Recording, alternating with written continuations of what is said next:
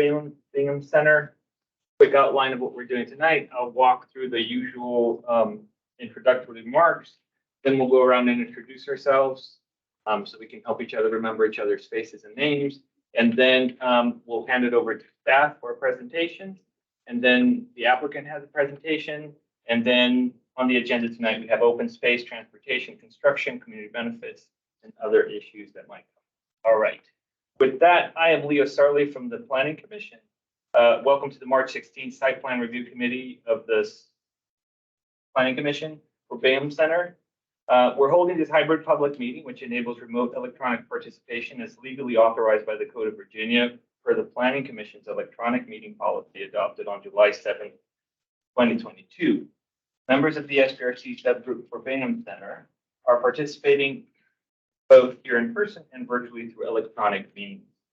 SPRC subgroup members participating virtually include systems. Okay, there's some people virtually and some people are here. All right. At this time, I'd like to orient everyone to the hybrid environment and cover a few specifics about how tonight's meeting will run. Members of the public may attend the meeting here in person or electronically by using Microsoft Teams link provided via SPRC webpage, the project webpage, the county's event calendar, and the email notification sent to SPRC email subscribers. Additionally, there is a dial-in phone option for those who wish to use it. For the SPRC members joining virtually, if anyone loses internet connectivity during today's meeting, please reconnect with us by phone. Please keep your phones and devices muted until you are called upon. Turn off sound to any other devices around you to minimize interference. For our virtual attendees using Microsoft Teams, please turn off your video feed. I will address when it's appropriate to turn it on and in a moment. Microsoft Teams meeting chat is active to serve two purposes only: the SPRC members who need technical assistance, and for members of the public and who add their names to the list for public comments, which will be taken at the end of the meeting. Teams chat should not be used for discussion.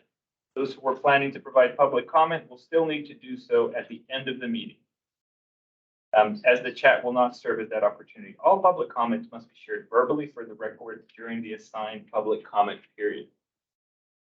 Let's see, additional notes. Participating virtually, SPRC members participating virtually wish to be recognized to speak on an item during the course of the meeting. Please turn your video feed and raise your virtual hand in Teams. I will monitor the video, or Courtney will monitor the video feeds that are on in the indicator of who would like to speak. SPRC members that are participating via phone today without the video option, please announce your name and group you are representing, and I will verbally check in to see if you wish to be recognized and do not have a video feed option. Have anyone? Nobody else. Okay. For members of the public who would like to provide feedback and comment, you will be called to speak on at the end of the meeting today. And you will be allotted 2 minutes to speak at tonight's agenda item. The speaking time allotted will depend on the number of speakers we have this evening. If you wish to speak, please enter your names at the meeting chat for attendees or provide staff your name if in person, and you will be added to the speakers list. Lastly, this is a public forum. Today's meeting will be recorded and posted to the county website. All information associated with today's meeting, whether written or spoken, is a subject to Freedom of Information Act requirement. All right, now that we have that out of the way, I will do the introductions. I will begin. As I said, I'm Leo Sarley from the Planning Commission. I'm Courtney Badger with Arlington County Planning Division. Dennis Stellan with the Department of Environmental Services, Transportation Division. Dave Tarter, Land Use Attorney. Tom Schultz, President of TCS Realty Associates and the owner of the property, and co-developer with my partners, Tom. Alexander Chinesky with Ashland Heights Civic Association. Collier Cook with the Boston, Virginia Square Civic Association. Sarah Baralik with the Park and Recreation Commission. Christine Wood, Clarendon Courthouse Civic Association, the site. John McIntyre, Climate Change, Energy and Environment Commission. Jim Lantelmi, Planning Commission. David Howell, Forestry and Natural Resources. Great, let's go around. Alex Foster with the ACLRB. Michael Columbia with Donahoe. We are partners in the development, we'll also be the operators of the hotel. Eileen Horn, KGD Architecture. Welcome. I'm Emma Martin with Arlington County CPHD. I'm Walter Gonzalez with Department of Parks and Recreation. Great, welcome all. Now let's do the virtual. Do we have anyone we need to use virtually? Please raise your hand and let us know if you are here as an SPRC member. Hi, I'm Aaron Schutz, and I'm here representing the Lion Park Civic Association and also the Bicycle Advisory Commission.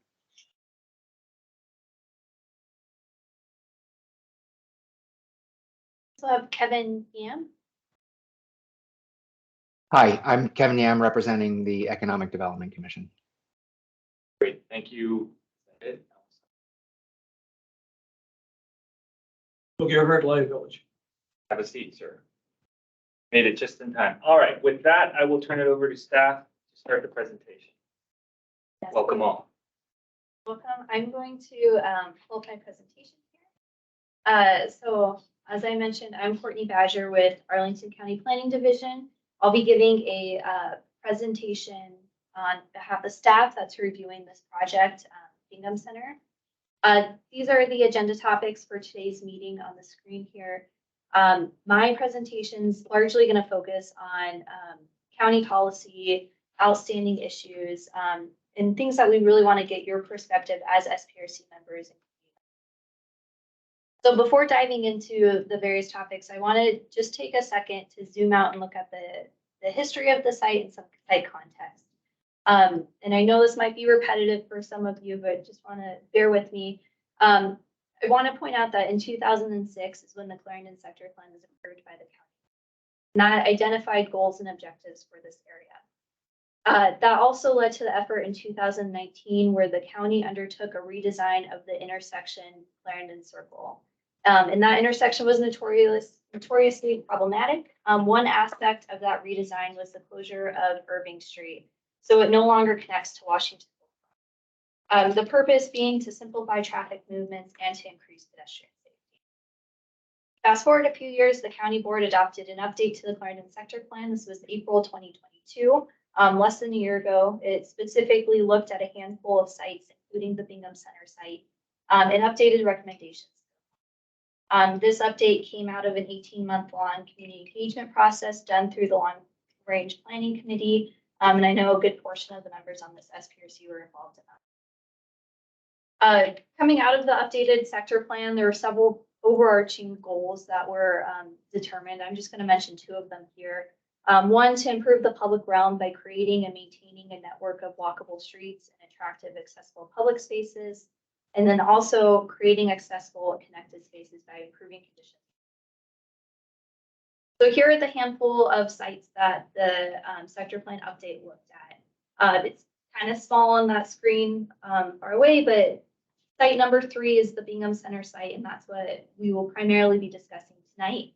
Joyce Motors is site number 4, and that was approved by the county board earlier this year. And then site number 5 is the Wells Fargo Verizon site, and that's undergoing its own SPRC. So I wanted to kind of take a look at all the plans holistically.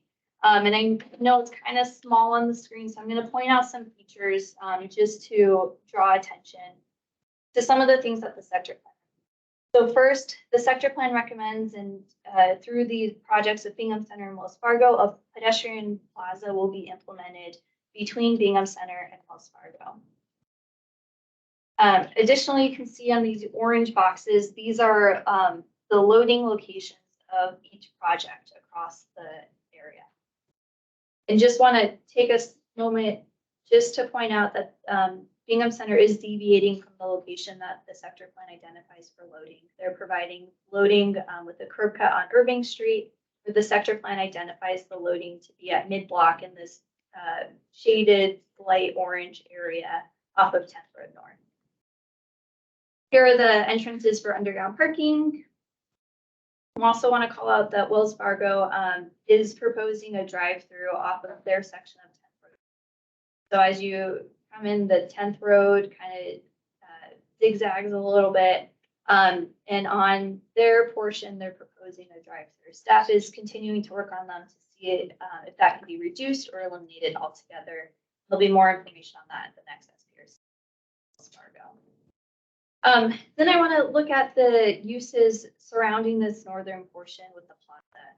So Bingham Center is proposing to have a cafe on the northern portion of their building.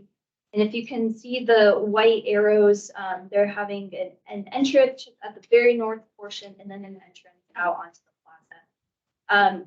The sector plan calls for a continuation of retail or retail equivalent down there.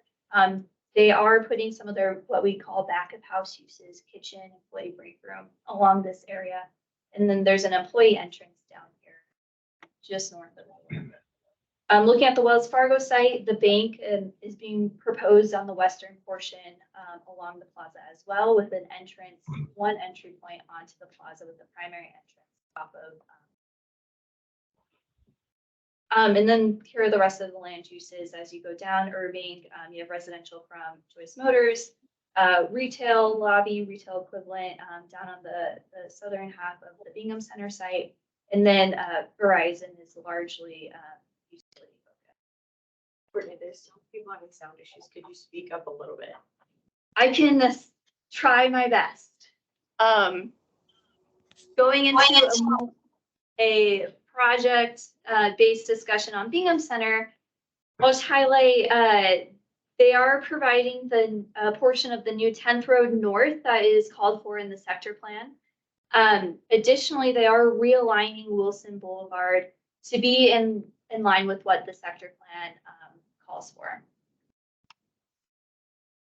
With regards to parking and loading, we touched on this a little bit. Parking and loading for the residential will largely be off of the alley between Joyce Motors and the southern residential building for Bingham Center. There has been a change since last SPRC. The residential parking ratio has increased from a 0.57 ratio to a 0.7.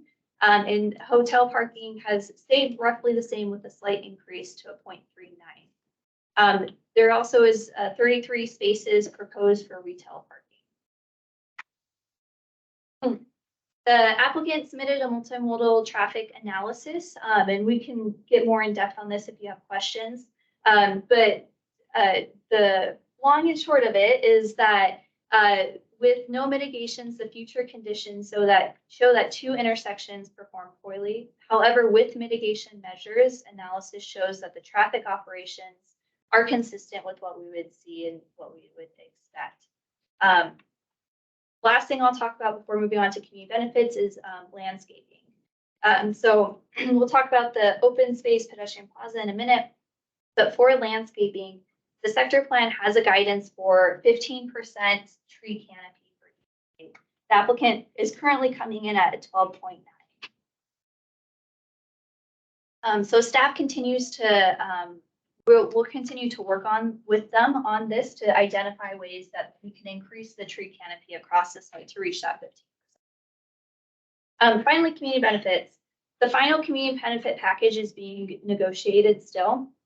We're targeting areas based on the sector plan goals. Specifically, the green building design, they've committed to a LEED Gold certification level.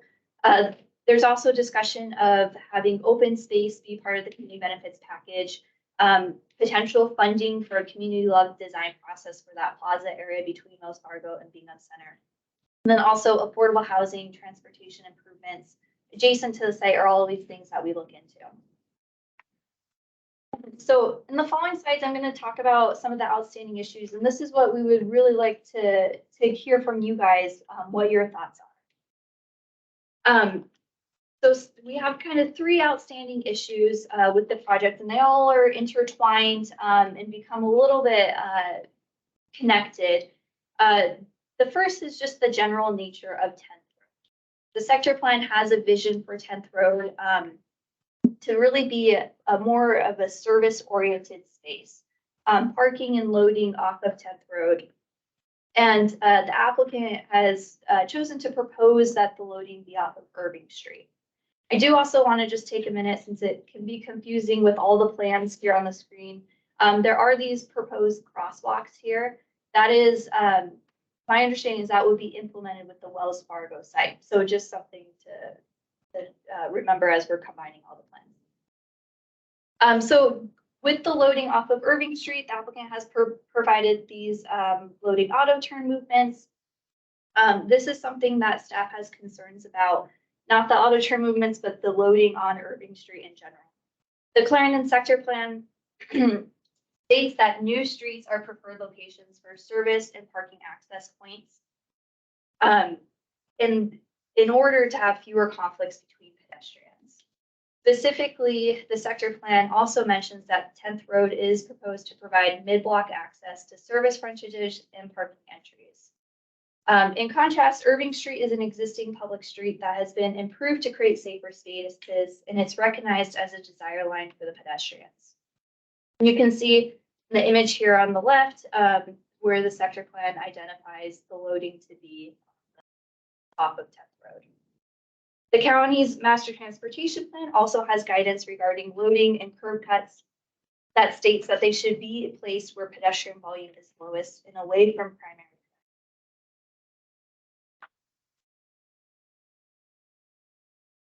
primary. With regards to open space, the sector plan identifies that area between Irving Street closure and Washington Boulevard as a public plaza. The sector plan identified that this is an important to maintain a pedestrian connection from Lyon Park and Ashton Heights neighborhoods to the Central Park area, which includes that metro stop. The public spaces master plan has design guidelines that call for a minimization of curb cuts around public spaces and also a coordination of vehicular movements. So then moving on to the final thing I'll talk about, and this is related to the location of loading and 10th Street, is the activation along the plaza. So you can see on the top image, the facade that was submitted and was discussed at the first SPRC. So the applicant has made some improvements to the facade by providing a living green wall along that Irving frontage to provide some interest.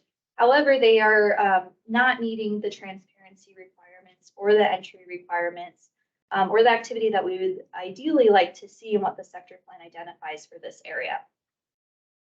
Just for a holistic look, wanted to show what the Wells Fargo facade looks like as well to kind of give a full picture. This is looking off of Washington Boulevard down where the plaza is. And this is looking up Irving Street. This is the Bryson Wall here.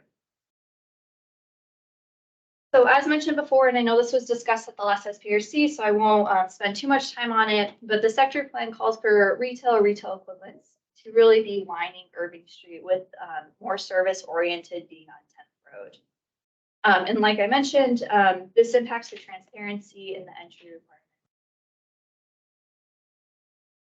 requirement. And here's just a floor plan with an elevation that we can bring up if there's questions about it.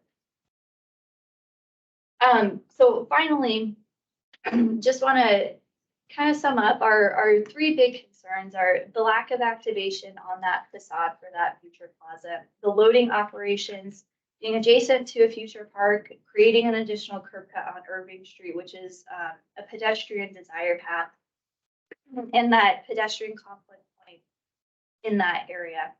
And you can see a kind of rendering that was done in the style of the sector plan that shows the loading there. And off to the side here, if you can see my laser pointer, this is where that Wells Fargo drive-through would be. So lots of conflicts in that area. I'm gonna skip ahead to this image of the Hyatt Place on Wilson Boulevard. One thing that we've heard and I think was discussed at the last SPRC meeting was the desire to have a separation from the entrance of the hotel and the loading dock. And I think as staff, we're a little bit skeptical about that being a reason to not have loading on 10th Road, because we've seen it be successful in other places, such as the Hyatt on, just a block down here. So I'll wrap up my presentation by saying that and look forward to hearing the discussion tonight. With that, I'll turn it back to you. Thank you, Ms. Badger. I think now we turn it over to staff. I'm sorry, we just finished staff presentation. Thank you. We'll turn it over to the applicant and have their presentation started. All right, thank you very much. I'm Dave Tarter. You may have remembered that from just a moment or two ago. My colleague Eileen Horn is going to run the PowerPoint. Is that up on the screen? There we go. Great.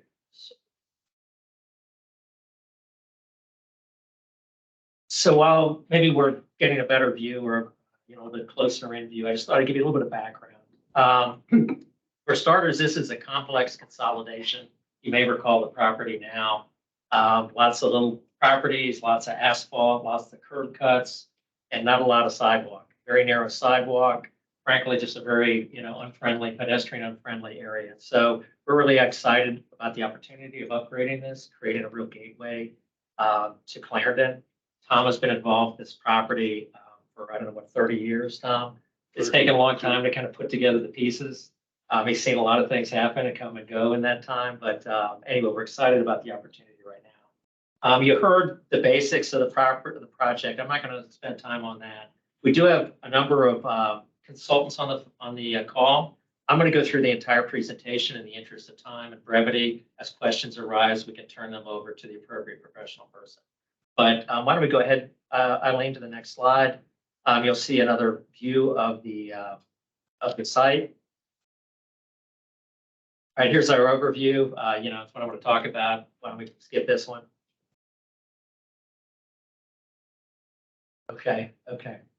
So I'm going to show you a few slides around the property. You may be familiar with it already. Northside Social is a small red building in the foreground. Wilson Boulevard is cutting a diagonal across. Clarendon Circle is sort of in the top left.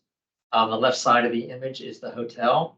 And on the right is a multifamily residential building. And splitting the two is a new road we're going to build called 10th Road North. It doesn't exist right now. It is in the sector plan we're building. 11-story hotel and 229 keys or rooms.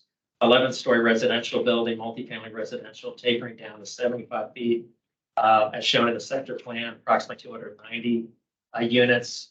About 16,000 square feet of retail wrapping this project. One thing you'll notice, you may or may not be able to see from here, but the site is a very odd triangular shape. It's not your traditional rectangle. It's not a square. It's a triangle with another triangle kind of cut out of it, which has presented a lot of challenges for us. Also, there's a lot of streetscape improvements that are being requested by the county. Widening of Wilson Boulevard, which you can't do on the other side because you got historic buildings like Northside Social, the Dominion Power substation. So some of that's shifting over to us. So we're taking, I would say, the brunt of a lot of these streetscape. We're happy to do it, but it presents some challenges. Something like 38% of our site is going towards streetscape, new sidewalks, new roads, things like that. So it's been a challenge for us to work through. Let's go to the next slide if we can. A hotel. As you can see, let's go on to the next slide. Multifamily residential, it's a view from 10th Street. Next slide. So we hope to activate the outside areas. You're going to hear more about that in just a few minutes, but this is along this new 10th Road North. Again, we hope to have some outdoor seating, some cafe, and really enliven that area. Next slide. So I want to get into a few issues, just sort of get to the meat of the matter. Courtney spoke to these as well. The first one that's very important to us is the location of the loading dock. And let me just give you a little bit of background about that. It's a little complicated of an issue. We've spent months literally hand-wringing about how to resolve it. But first and foremost, we've got a three-sided building. The triangle there is our hotel. It's not four-sided like a traditional hotel. And there's frontage along all sides. With a hotel, you don't want people stopping on your major roads. For example, you wouldn't want to have your main vehicular entrance on Wilson because people would stop the cars, the Uber would stop, the minibus stops, and traffic stops on Wilson. Irving is blocked off. It doesn't go through anymore. So Irving now is a dead-end street. You can't put your entrance there either. So we were encouraged earlier on, and we feel like really the only place for vehicular entrance is on 10th Road North, which is about where Courtney just shown in the main part of that a potential loading dock, essentially where our entrance is to our building. And so we've been working with that for a number of times. This was originally an office site. And for an office, things work a lot different than they do for a hotel. Offices don't have, guest services. They don't have restaurants on the ground floor that take up the whole room. The operations, and we have someone here behind me from who's an expert in hotel operations. So if you guys want to have questions about it, he's the guy to ask, Michael, right behind me. But the bottom line is it's very complicated to operate a hotel, especially when you got all the sides facing something or the other. But so what we've done is, this was an office until about 10 months ago, the county said you could do a hotel here. At that time, they really didn't re-examine where the loading dock was, at least to my knowledge. No discussion about that. It's sort of a legacy hanger on from when this was supposed to be an office, which I think is part of the challenge here as well. So anyway, so here's what we've done and what we've analyzed. You can see the green cars in that line, and we know cars will stack as they pull up to the hotel. They're going to unload their kids, their luggage. The minivan's going to pull up, and so we believe there's going to be cars stacking on 10th Road North, as you see there. We show 4 there. I don't know if that's the right number, but we know people are going to wait and get out and check in the hotel and have valet parking come and take their car to the valet parking area. The county staff has asked us to put the loading dock on 10th Road. Let's go to the next slide, and we can take a quick look at how we believe it'll interfere. So if you have the loading dock on 10th, even at the far corner, when those trucks back in and back out, we believe they're going to interfere and have safety issues with the stacking cars, with people getting out, loading, unloading, kids, Uber drivers, the whole 9 yards of what are going to be associated with the hotel there. The second issue that we have with moving the loading dock is, let's go back one slide again if we can, Eileen. When it's in the current location, if you look directly above where the loading dock is, we have a contiguous kitchen. In other words, the kitchen's all one piece, and it can serve the ground floor cafe, restaurant uses on the ground floor. Go back one the other direction, Eileen. When we do it this way, it breaks it up. So the red is now not a kitchen anymore. It's the back end of the loading dock. And so our kitchen now is either much smaller than it should be or in 2 pieces, which doesn't really work as far as the kitchen goes. So that's the second issue we have with moving the loading dock here. Some other things that also have caused us concern is the guest arrival experience. This is intended to be a 4-star hotel. We believe it's going to be one of the nicest hotels, probably one of the 2 nicest hotels in Arlington. It's the Autograph Collection, which is Marriott's high-end, chain, if you will, brand. And so they don't want a parking garage entrance right next to the main entrance. We don't think it works. Respectfully, as relates to the Hyatt, I'm not sure from that photo it works either, but we can, I guess, disagree about it. But the Marriott folks are very adamant that it's not appropriate to have a loading dock right next door to your main building entrance. So we think the guest experience will suffer, and the hotel business is hard enough in these times right now with COVID and all the weird things that are going on. It's a challenge. Next, we've got the building below us. Why don't you stay on the old slide for just a second? The building below us, and I'll show you in a second, is where the entrance to the new Choice Motors is. So you'd have a loading dock that basically is going to back into the loading or the main entrance for Choice Motors. I'll show you a slide in a second. Let's keep going.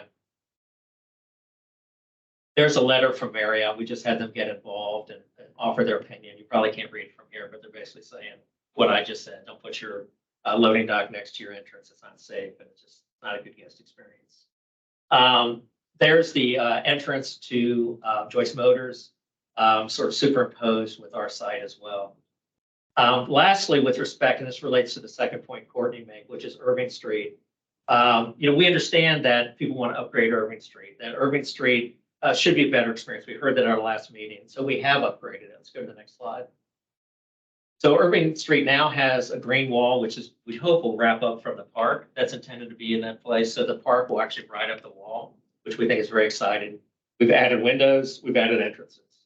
There's got to be some back of house in a 3-sided building when you got frontage on all sides. And so we got some of that. The kitchen doesn't have a bunch of windows. It's just not, customary to do that. So the employee restroom doesn't have a bunch of windows. So we've tried very hard to stick as many windows as we can, considering the operations of a hotel and where we are. We're certainly willing, I think, to reevaluate and continue to improve what we have here, but those are kind of some of the limitations, some of the thoughts we've had. Let's go on to the next slide. Another issue for us is this park, which as a major community benefit, we'd like to build or at least fund, get something done, get the park in the ground, not talk about it 10 years from now, but get the thing built. And so what we'd like to do is have the park be considered county-run process, not developer process, county-run process, but be considered in a timely fashion so that either we or you can build the park contemporaneously with the hotel. So that we don't open the hotel on day one and have jackhammers outside the front door when all the ratings and reviews are coming up. Go ahead. Can I just give you the 10-minute mark Yes. right there? So if you can start Okay, I'll keep track of. Thank you. All right, sorry. let's keep going then. We're gonna crank it up a notch. Last major issue is the setback. Let's go again, next slide. So literal interpretation of the sector plan is a notch on either side of 10th Road. You can see on the right, goes out 10 feet, a 10-foot kind of little notch in the building. We proposed a 5-foot notch, the full length of the building, and wrapping around the corner on 10. We think it works better. It takes up more building area. It actually makes our building smaller, but we think it's a better building. We'll leave it to you to give comments to that, but that's our proposal is on the left. The literal interpretation is on the right. Let's keep going. Yeah, so open space, look, we've got an open space expert, a landscape expert. In the interest of brevity and time, we got a lot of green, we got green roofs, we got green terraces. It's a massive improvement for what's there now, which is almost entirely asphalt. So I'm going to skip this slide or keep moving through this slide. Biophilic design, first and foremost with us. Native plants, seasonal plants, local bugs, insects, birds, all been taken into consideration with our design. Next slide. Again, streetscape dramatically improved, trees everywhere around the whole site. Let's keep going. An additional tree seating area. To the point of the hotel, between on 10th Road, and its idea of creating a nook, a landscape nook with a raised planter, trees, seating, and the like. Bring folks in, bring the nature out. Next slide. So transportation, the site is obviously very well connected transportation-wise, close to the Clarendon Metro. I think there's 7 bus stops. We're near bike facilities, many close by. Next slide. A lot of bike facilities, just as the county requires, short-term, long-term bike facilities located throughout a building. Let's keep going. Yeah, again, these are our various entrances. We can speak to them at length should you desire to talk about them. We do have an expert on as well. You've heard our parking ratios. We think they're in keeping with neighboring projects, particularly Joyce Motors, which is next door. Next slide. Yeah, so streetscape, basically what the county's asked for. Get some more sections. Let's get this slide as well. Lead gold, 0.35. EV parking for the county's parking requirements for both EV now and EV ready. And so a number of environmentally friendly design elements, which we can go to if so desired. Next slide. Construction phasing, we can talk about. We've got a hotel behind us at Joyce Motors. We're trying to coordinate all of that. As I mentioned before, we want the park to go in the same time as the hotel. It's much better for everybody to try to do it 2 different times. Working with Joyce Motors to make sure that goes smoothly and seamlessly. Next slide.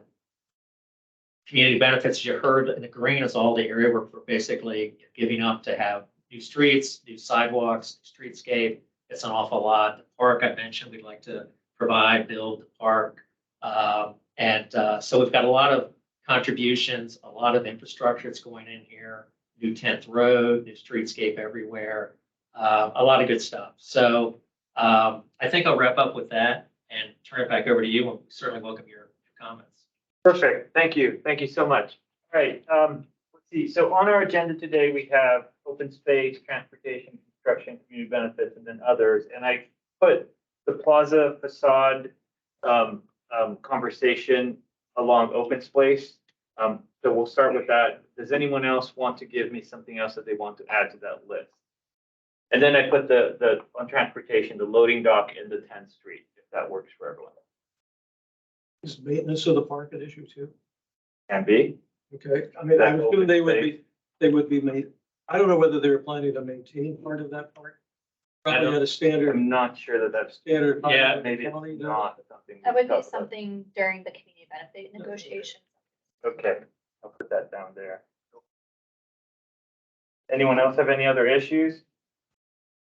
Can we address some of the things that they changed since last time, like from the facade architecture? That sounds good. Let's start with that in a bit. So let's put that changes. All right, any other topics that we need to bring to the agenda today? One other question, and maybe this is a non-issue, but when Silver Diner went in there, it was built into a right of way the county has set aside for widening of Wilson Boulevard and some of the streets up in that area. I'm not sure whether the county has some kind of ownership in some of that where the Silver Diner was built. But is that an issue, and whether part of the switching around the streets is So switching that's- around the properties or rights or something? You're like talking that? about the plaza part? Well, up in that Plaza's area, going? but Silver Diner was built into an area that was to be a right of way for the county when it expanded the streets, like Wilson Boulevard. That's a bit technical. So Sounds we have to, like some real estate issues that we're Yeah. probably gonna have to look into. So but the question is there we don't a have real that. estate issue, property issue? Yeah, well, Okay. look And maybe into the that answer and is get no. back I to don't you know. because we don't have that information. Yeah, we've had conversations. I mean, we're pretty on top of what is what there. I can't necessarily tell it all to you right this moment. But there is a lot of moving parts with this, and you're right to point that out. But we have been talking to the county, people like Michalewski and company about that, so. Tom may know something about that too. I remember discussions at Clarendon Alliance board meetings where they came in with their Bill, Silver can we Diner. stay on the Yeah. agenda for right now? Bill, I if you don't mind. apologize, Okay, but but the Thank site you. is, that's noted, That's part and of I it, think okay. we'll take that to the real estate department because they're the ones that are gonna have the authority. And I don't think that's something that we have much of an opinion on. I think if it's good, it comes out. All right. With that, I'm not seeing anyone else wanting to add anything. We will start with Colin's suggestion that we talk about changes and improvements from the last presentation. Take it away, sir. There are a couple things, that I noticed was the change to the facade at the green wall along the park. Yes, it's, but it doesn't, it's trying to hide the fact that you have back of house services right up against the park. I don't know if that's really engages the park well. And then the other thing is I wasn't able to be here last time when we talked about the step back on Wilson Boulevard for the residential building, the 5 foot. I think that's in my view is acceptable. Thing is, those balconies on the upper levels project out just as much as the step back, sort of negating the whole step back. So consider recessing those balconies into the face of the building at the upper levels. Good. I did have setback as other, so that's good. If anyone else has any issues on the setback that we want to talk about. I apologize, Mr. Chairman. I'm gonna have to leave a little early, so can I piggyback a couple of my comments onto this that are related? Please do. All right, thank you. So as far as Snyder Courthouse is concerned, we don't have an issue with the proposed step back from the applicant. And balconies, we consider to be a good thing. We like more green. Please get the tree numbers up. In terms of the green wall, like the idea, wonder what it's going to be like in the winter. And we're also very interested in if we end up with a loading dock on Irving Street, how is that shielded? Stinky trash and the park don't seem like they go. So how is that shielded? The 10th road treatment, we talked about that a little bit at the last time in terms of, it's not really a change, but Tom, you had said, we're going to try to make this 10th road so it's not going to have a loading use. Instead, it's going to have a potential happy festival use or something like that. We would want to hear more about that. Love the ground level bike parking. Thank you very much. And we're in favor of getting the park as soon as possible and having that be a significant part of the community benefits package. Great. Did you want any response from staff or the applicant for any of those comments? I mean, right now, we'll get it. It'll all come together. All right. You're not breaking ground tomorrow, are you? No. We don't get too many bites at this apple, so now. Right, exactly. All right, so let's go to open space. I think if everyone's done with their clarifying questions and comments, we can now go to open spaces. So let's start with the notion of open space and the implementation. And I'm tying in with open space the notion of the plaza facade activations that relates to that space. I mean, I'd say everybody wants that part to be done as soon as possible. It has to coordinate with Wells Fargo too, but they presumably want it done. Also, we had SPRCs for that site, and it's clear, if they understand that's a public process. I don't think they have any desire to hold it either. Communities all want it done, need park space. And get that designed and done needs to be moved really fast. I think everybody agrees it should be done as part of all these projects getting built, so that they all effectively come together at roughly the same delivery time. So Thank you very much. Yeah, again, we're looking to do a hotel that is special, let's put it that way. yeah, I get that. And that park is so critical. to it. Right. Well, we all see that. I mean, everybody sees that park as being a really big deal. So, it's a promise which we want the county to keep. Now, that said, I really would have thought that because it is on Irving, your site would even want to take even more advantage of that hotel. I mean, that park space, because you have the restaurant there, I think. which is Yes. Perfect. Good. But even if there was the main entrance or an entrance of the hotel right at the end of the park there, maybe where that intersection is, would not be a bad idea. I mean, it's more activation. It's a really pleasant experience. I absolutely agree with you. The Wilson Boulevard is the worst place to put the entrance to the hotel. No argument there at all. In fact, I'd almost put the back of the house stuff along Wilson. It's going to be a speedway that is not a particularly pleasant thing to walk upon. I think the neighborhood, all people walk on Irving more than they do on Wilson. And the more that Irving is like the focal for all of the projects. May I address that? Sure. Yeah. But that's just my looking at this. Yeah. Again, we've had this property 33 years now. Got a lot of experience with that property. I think what's going to happen with this project, we're going to be pulling Clarendon to the west. Yes. We're going to be connecting with the square to the east. We're very excited about what's happening with our university. I think that dynamic is going to change. First of all, there's never been much in that 32 years. There's never been a lot of traffic on Irving Street, and but I think we're going to see. I think Wilson Boulevard, particularly since we widened it, Wilson Boulevard has never been safe. Never been safe for pedestrians. That's going to change dramatically on our side of Wilson Boulevard. And so I think we're going to see that traffic pattern, particularly keep in mind our main entrance for our multifamily is on Wilson Boulevard. And there is an entrance to the hotel, pedestrian entrance on Wilson Boulevard. And we're linking to Virginia Square.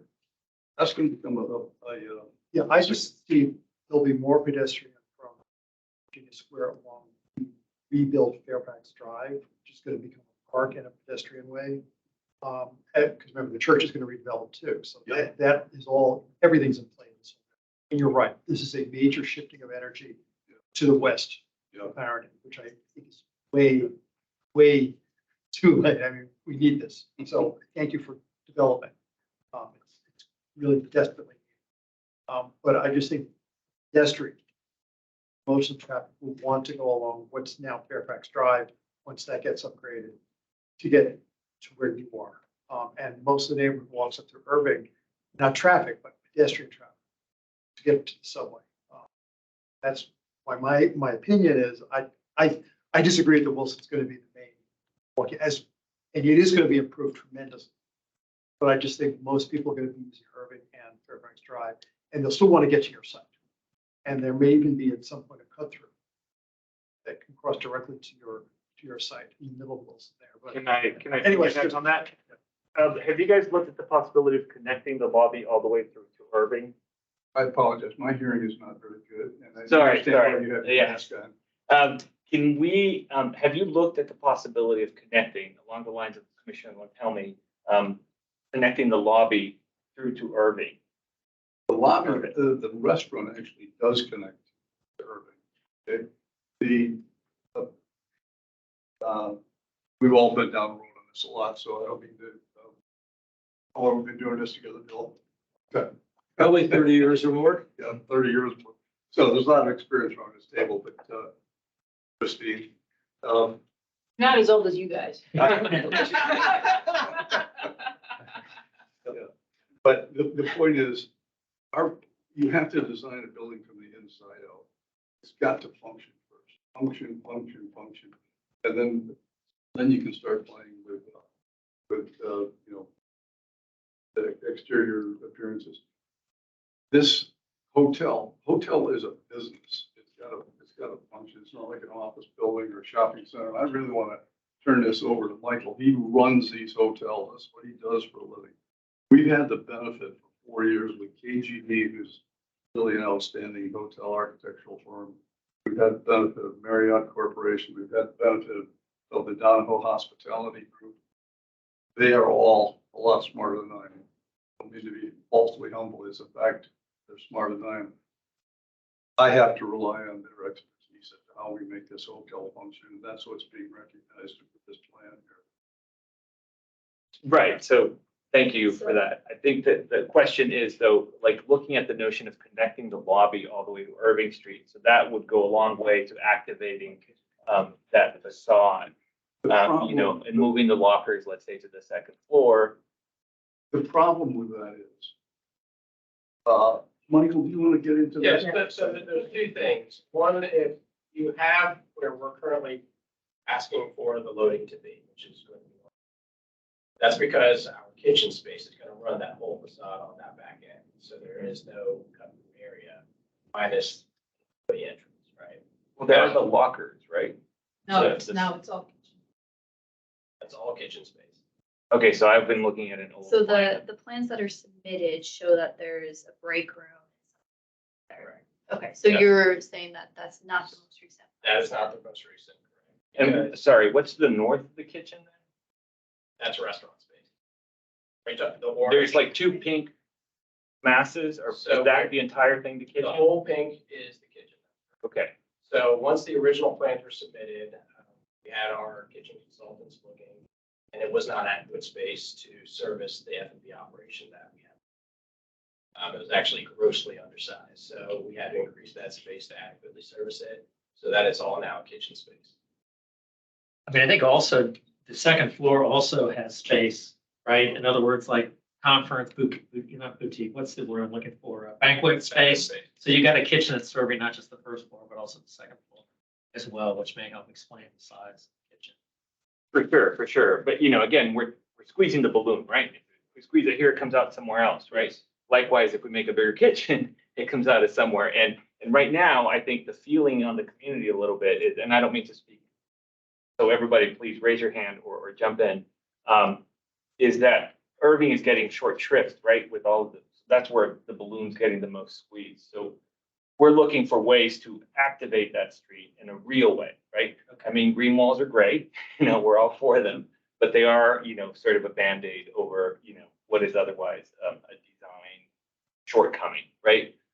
So that's what we're looking for. We're looking for a creative approach, a creative solution, understanding that this is a business operation, understanding that we have the A team here, so that's where we're going with Sure. this. And that's fair. We were here to hear what y'all have to say. Perfect. A couple of points on this topic. I think that what Jim said about if you were considered flipping kitchens to the Wilson side has some merit. I mean, we know that side is not the attractive side.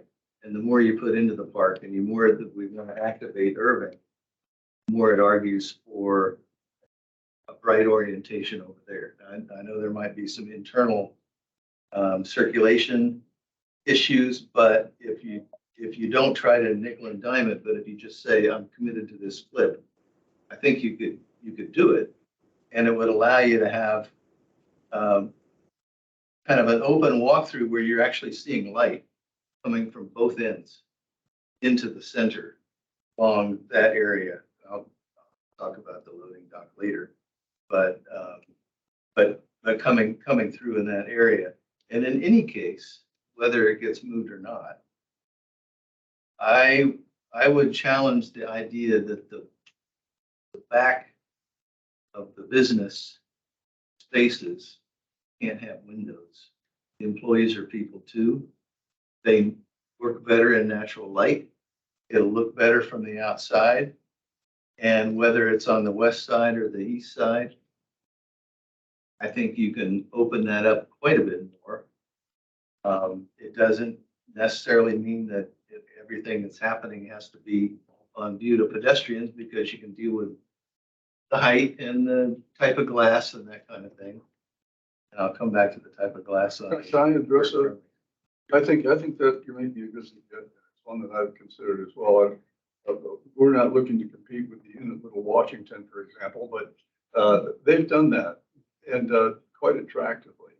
And the thought has actually crossed my mind that that'd be an interesting way to enhance that. Kind of fun to sit there and be able to watch. Well, the open kitchen idea has been around forever inside. And you look at the Whole Foods on Wilson Boulevard, Fireworks. its kitchen is open. It's back of the house is open to Wilson Boulevard. Yeah, I think it's a creative, it's something that can be done Yeah, very I quickly. remember on the doing Wilson. that. Pizza has a huge dough mixer. It's really. Yeah. If you put it on the Wilson side, it would give pedestrians something to look at when they walk by. Might even make them come in. And But the people who are enjoying the result of that kitchen are on Okay. this side, where they have the most biophilia experience that you can have. Yeah. in- Yeah, with all due respect on that particular, I think, and we've got 30 years of expertise, like what you said, an A-team, Marriott, Down Hall Hospitality, and the KGD Hotel Design Group. This is not something we threw together. This is, but But I I think we're do gonna like see your good idea ideas. of opening up that kitchen. I've seen it done. We've all seen it done. It can be done very attractively. Great. I'm gonna go to Mr. Yam, and then I'll go to Mr. Collier, and then I'll go to Sarah, right? Sorry, I'm trying to use last names, but I always forget, so you all excuse me. Hi, thanks. And again, my name's Kevin, and I'm representing Economic Development Commission. And I would just offer maybe all of us take a step back, and when we think about activation, we think about the overall site. This is a very challenging triangular site. The fact that we're converting a site that was planned for office that's not going to get developed anytime soon, and we're turning it into a Marriott autograph collection, I think is a tremendous asset for the community overall. And so I would just ask for, for us as a group to kind of keep that in perspective. Dialing in specifically to the park a little bit, right? Perhaps it makes sense because it sounds like part of the issue is that the park's not planned yet, right? And where you have the loading dock, it's actually, if I'm looking at the picture right, the street is turning, right? So your park is actually kind of closer to the hard corner where I think you're going to have this really nice entrance to the Marriott autograph collection. And it's really, you've got this curvature that allows you to kind of back in, recognizing that maybe someone that's not planned yet, but just, I think that this triangular site, the fact that they've been able to squeeze all this in is pretty remarkable. The fact that this is going to be a 4-star hotel is incredible. And this is a one-on-one question, so I apologize if this was covered in the first session. So your garage entrance for the hotel, are you actually accessing that through the multifamily building? Is that how it's working? And I'll stop there and let you guys respond. Thank you. Thank you, Yes. Kevin. Yes. Okay. Yes. Yes, the garage goes through the other building, to answer your question. But yeah, thanks for the comment. It is a triangular site, and there are some hurdles and design opportunities also, right? We got to remember that. Let's see, was it going to go to next? Oh, Collier. Sir. First, just a couple of examples of open kitchens. If you want to see them, there's the P.F. Chang's. Alston has full view from Glebe Road into the kitchen, and then Quincy Hall at Fairfax Drive and Quincy, as on the backside opens up into a small little parklet. It's open. But my comment is, if we could just change it a little bit, and this is a question to staff, the tree canopy, because I assume this is all under open space. The sector plan guidelines was 15%, but the current proposed is 12.9. And I noticed some of the trees that are being counted are actually in the park site. Or at least on county property that I would assume was the park site. So were those trees in that calculation? Yeah, so there is, let me see if I can. So there is an area between the right of way where the plaza would be and the building that is on the Bingham Center site. So those trees are counted toward the tree coverage. Anything that would be in the plaza would not be counted Okay, for coverage. okay. But even including those, they didn't come to them. Sorry, this is Lynn Halabi from Land Design. We're the landscape architects on the project. I just wanted to clarify that the plan that was shown and Courtney's plan, that those numbers were just to show the soil volumes for each tree, so that we were just part of a table. Those were not counted as part of the final calculations for the tree canopy. The ones outside of the property line were not counted. Yeah, so anything that's on their property is counted, anything not is not counted. Thank you, Sarah. Yeah, I know we're supposed to be talking about open space, but for me, this loading dock location and open space are very interconnected. I've been part of the Joyce Motors SPRC as well, and definitely in this part of Clarendon, the relationship between streets and parks is very important. It's a very heavy pedestrian area with lots of little green spaces here and there that are connected by what's becoming a very enriched pedestrian experience that for a lot of us, myself included, that live in this neighborhood and multifamily housing, the streets are also our parks. So like a well-designed street that's safe and enjoyable to walk along as I move from one park to the other is a really critical part of the space experience. And I would really urge you to consider, alternate first floor layouts that would, mitigate the service impact on Irving, because I'm just struggling to see how that's the safest option if that's becoming a pedestrian throughput area with a very attractive brand new public space amenity on one end. There's going to be lots of people, children walking through this area, and having heavy truck traffic backing in and out might not be, in my mind, not coming to the safest conclusion there. So just thinking about, how to make the most in this neighborhood we have so little open space opportunities because housing is so important, and those are pressures, and I understand that, but we're trying to make the most of the small pieces we can grab onto, and this new parklet that's being added is one of those small pieces, and I really don't want to sacrifice the value of that by a very uninteresting and unsafe pedestrian experience to access it. So just some thoughts on kind of open space connectivity and the importance of those amenities in this neighborhood. Thank you, Sarah. So a few things. So one, on the Wilson Boulevard side, from Ashland Heights perspective, we have half of the neighborhood goes up Irving, half of it comes. So I think Wilson's going to be very pedestrian traffic. It is already.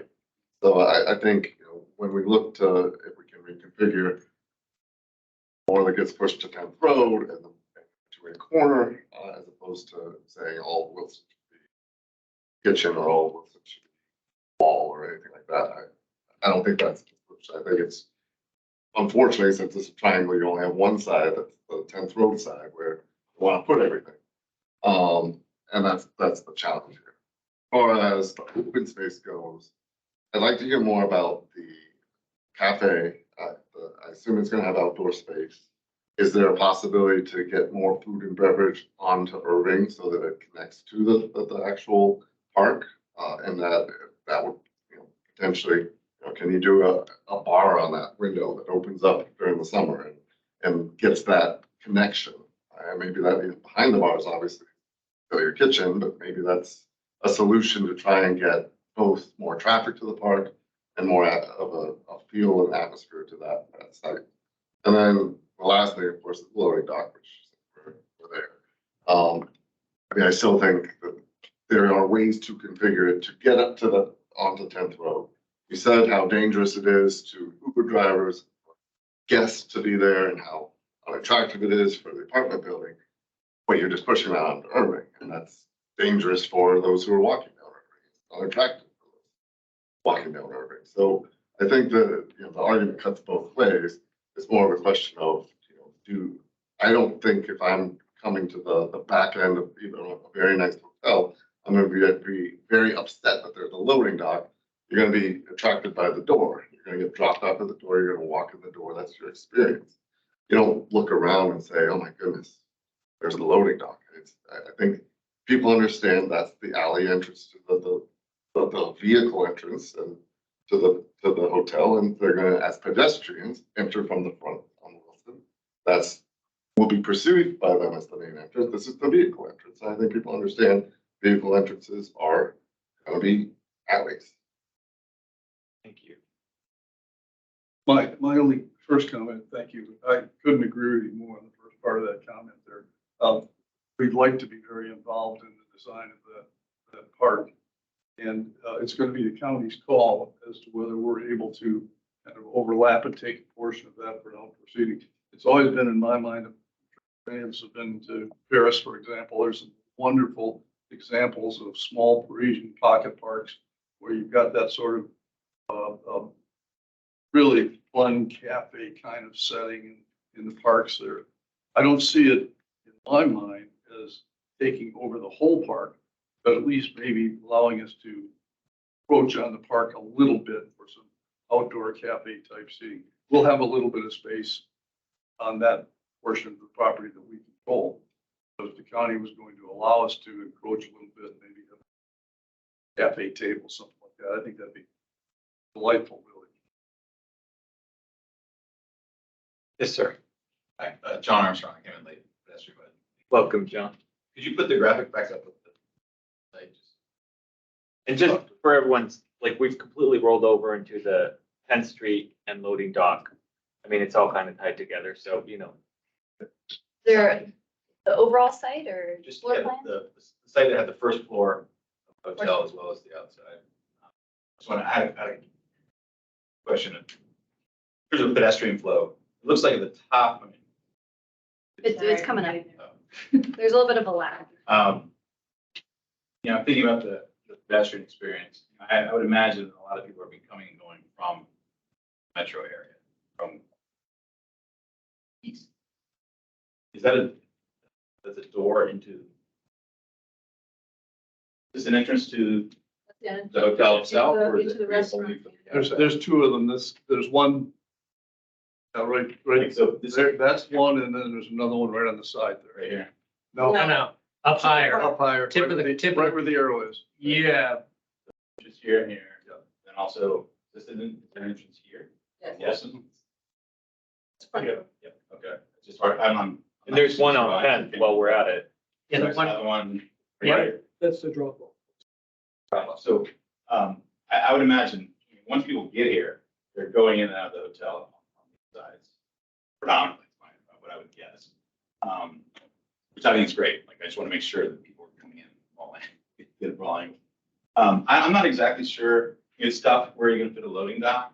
My experience, regardless of whether you put it here or here, one of the main issues that I see on foot all the time is that car or trucks don't actually use the loading docks, they use the sidewalk. One of the things I would encourage you, I don't know who's gonna operate the building or how deep the loading dock would be, but to make it so they can actually accommodate the size of the delivery trucks, because inevitably what happens is they park halfway. They enter half into the loading dock. They block the sidewalk, wherever it is, and the people outside on foot are stopping. That's a very good point, and that does accommodate. If you go down to Garfield Park, another building that we own, that was one of the conditions on Garfield Park. Our trucks have to get in. You have to be able to close the door. And so part of that is also like, once it's in operation, letting the people know who are running the facility to make sure that that doesn't happen on a daily basis, which it does at some buildings. We've had some buildings near us put up signs. It seems to have really helped to not park on the sidewalk, regardless of where the location is. That's sort of my, I want to put that out there in terms of, I have one other point. I think you mentioned that there's a lot of conflict here. I would imagine a lot of people are actually going to come to this hotel on foot from the metro. They're not going to be driving here. They might be dropped off. They're dropped off here. I don't see the big conflict on that same street. I think most of the activity would be the other doors that will rather than by vehicle. Thank you, Mr. Armstrong.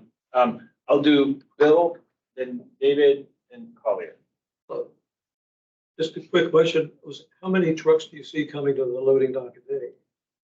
Is this 10 or 20 trucks or is it 3 or 4? I don't know the number. In I'm terms not of the- reaching out. And this affects how much it blocks sidewalks. Absolutely. And it would depend on the day. You could have anywhere from 2 up to 8 or 9, depending on what services are. And these are small trucks or large trucks? It varies. So you can have, again, dump trucks, right, that are pulling out dumpsters. And box truck. Really varies depending on what service. So no tractor trailers.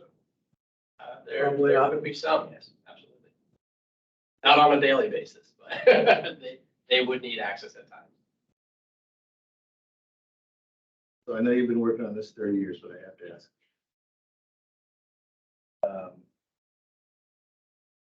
10th Road in that area is, you're starting from scratch, right? Yes. It's never been a street, never been, so I assume there's no county infrastructure. Is there a way you could use the loading dock residential and have a either below grade or second level bridge connector to the hotel so that you could use the same loading dock for both? Imagine that the loading dock for the residential is next.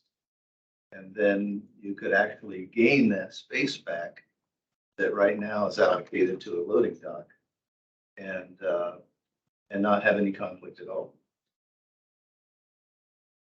No, just quite simply. That would require a redesign of Moore's project, our project, the hotel, the multifamily. I don't mean to be. But that's a major redesign. I mean, this is one that got all the way from starting out not being tough because it was an office building. All of a sudden it became tough. So the redesign would be, to me, the price of having this premium all-star hotel really be everything it can be on the ground. And I know it costs money to redesign, but it seems to me that it would be worth it because then you can have the entire, not only the entire of Irving, but all the way around to the entrance be something way more special than it can ever be between noise and space. Eileen, Yeah, so I would just remind you that we have retail all around the residential building. That loading dock will be. Not that it's only a residential building. Okay. There's retail all along, every street. Right. Full employment for a loading dock. Can I do a quick follow-up on that? So I was looking at the dock diagram, and so the trucks, if I understand the traffic pattern, and Dennis, correct me if I'm wrong, they're all gonna come from 10th down that alley, I forget the name of the alley, to access both of those docks. Loading docks, correct? Or up Irving. Yeah, or up Irving, because if you come, you're gonna have to back in the dock. But you can't go north off of, You 10th. can't go north from that. Can or cannot? No, you cannot go north. Right, so all the loading traffic is coming through 10th, regardless of where the hotel loading dock is. I think it could come up Irving as well. You're saying, why couldn't it come up They're Irving? coming from 10th Street or they're coming They have to go 10th Street and then down, from right? 10th Road. 10th Road, sorry. You 10th cannot go north off of 10th Street. Why do we have two streets? The Arlington Way. Why can't you go north? You can't, I don't, that's just I think the width, To me, right? that's, Like 10th Road or 10th Street? Sorry, what is the alley's name? The alley doesn't have a name. So No, the alley, the So vertical the north alley south. doesn't have a name. North this- south. Oh, that alley has a name. It's just called. Yeah. Alley. 10th Street and 10th Road. Yeah. All right. Arrows 10th for place Irving. out. So are you talking about this loading dock off of the alleys? So I'm just trying to understand where the traffic is coming from to access and use those loading docks. And if I understand it, they will come through 10th. We Which should one's the have North somebody Road? They will come through 10th Road because they cannot go, you cannot turn right or left onto alley from 10th Street. But can't you Oh, turn yeah. on Irving? You mean know? from this, you can turn left or right. You Yeah, can so- turn All right, right from okay. 10th Street. Right in, right out. So it's a two-way But alley. there's a median, so you could. Yeah, two-way, okay. Sorry, You could that's turn what I right Okay, from okay, 10th Street. okay. So Dennis, is it correct to say that, so loading trucks can either come off of 10th up north the alley, or they're gonna come down Wilson onto 10th Road and then south into the alley? Yeah. But they can't make the left there. Yes. Can't they come up Irving also? I believe they can come up Irving. They can. I was just, I thought the alley was a one-way. No, For some reason I had that. Okay, no. Mr. Cook. Well, following up on this, could we look at the turning maneuvers that the applicant's presentation had for the loading dock, Sure. the auto turns? Give us just a second. Sure. There. This is It- for the one on Bird. Yes, this is the one. It looks like at the sort of apex of the turn, you're actually jumping the curb. There at the sort of north end, because you can see. John L. Dan- John L. Dan Van Pelt. Yeah, then, Yeah, let's get someone from our team to talk about that. Do we have, it looks, from the Bingham team, we have someone who can address that? And Yep. Good and evening, what's- Dan. Good evening, Dan Van Pelt with Grove Slade. Yeah, I mean, you're looking at the swept path of the 40-foot truck. So this would be the largest truck that could come to use the loading berth. Most of the trucks would probably be smaller than this. It does just kind of nose up a little bit, almost over the curb to get this truck as shown in this maneuver. So that's what you are seeing. It kind of the nose is over the curb a bit on the north side. Then before it makes its backing maneuver. But again, this is the biggest truck that we would expect to see here. So most of the trucks are going to be smaller and wouldn't do that. And you said it was 40-foot truck? This is an SU 40, yeah. So a single unit, 40-foot long truck. That So is no not nearly a tractor trailer. No articulated. And so these are showing pretty much a northbound Wilson or Irving Street approach, then backing in. Correct. And I think, do we have the other direction in the presentation? Because we wouldn't have that issue if they're coming from the other direction. But the other turning radius? Coming Not from for 10th this- Road not down, for this and backing in access. that way, you're saying? I don't. Yeah, Yes, if they were coming from the east, say past the Wells Fargo site and coming that direction, come around the corner, which is a possibility. I mean, they could do that. And then back into the loading dock, and there's plenty of space to the south to be able to make the maneuvering. Okay, thank you. Is the applicant proposing a dock master? We don't have a proposal as to that right now. Certainly would entertain, options or possibilities. All this loading for the multiple docks, it might be wise. Coordinate all the different uses. All right, any other comments on loading dock or also 10th Street, 10th Road, right? Am I doing that right? Yep. Okay, Yep. okay, let me write that down so I don't forget. All right, Bill. If you were to move the loading dock over 10th Road there, so it'll be on the same street as the entrance to the hotel for the taxi cabs. Mhm. Isn't that a much narrower street than Irving? So you'd have a lot more trouble getting a truck into the loading dock. And what is across the street from where that loading dock would be? Isn't that the entrance of the apartment building? Choice Motors. So, Choice Motors apartment building. yeah, I think. There's no perfect place, but isn't Irving the best place? So it depends on, going back to what's across from the loading dock, it depends on where you put it. If it were to be where the sector plan calls for it, which is mid-block, it would be, go back, but kind of roughly be, if you see on the screen here, across from somewhat closer to the alley. It would not necessarily right across from the lobby. Can I address that? Yes. This is a triangular site. It is a hotel that needs to have vertical access It has to have a elevator access all the way through the building. And we have to create, that's fine, there's one place for that elevator to go. And all those uses have to work around it. We did look at this. It doesn't function the way an autograph hotel should function. So you're saying if you had the loading dock in the middle, that's where your elevator bank goes, your core, your hotel is in the middle. And if you put your loading dock in there, that bifurcates your hotel basically. You can't put the elevators there. But I mean, if we just twisted the yellow part around so that it still surrounds the elevators, and you put the loading dock in the middle where the gray is right now. I don't understand how that would change the function of the hotel. You'd have more lobby on Irving and lobby on Wilson. Just more of the back of the house would go where the existing yellow is in the far left corner.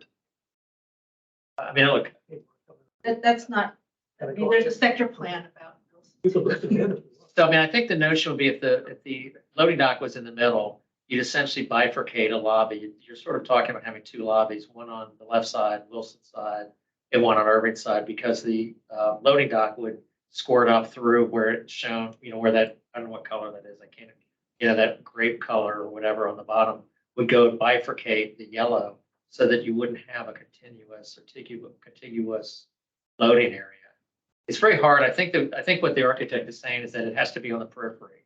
Otherwise, you basically end up bifurcating uses such as the lobby, circulation, and then you got elevators in the center, which have to be, that's where the elevators have to be, is the center of the core. But I would leave it to her to articulate better than I did. You're right. I agree with you. I'll be the devil's advocate here really quickly. I think I will point out that the location of the dock was there before the design was implemented, right? So just to be fair, we had flagged that we wanted the dock on that location. And yes, I think the core, is most efficient right at the center. But again, given the quality and the nature of a triangular site, you do expect some deviations from the sort of most efficient approach, right? Which both, again, it's an opportunity and a challenge, right? Which creates sort of interesting architecture, interesting floor layouts, but it also creates these problems that we're having. So I think, I hear the argument, but I would just caution that like the proverbial cat skinning, right? Can be multiple ways when you look at the problem.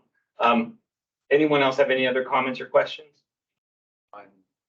Well, we're still on 10th Street now. We've sort of moved away from dock, but the loading dock and 10th Street are all tied together.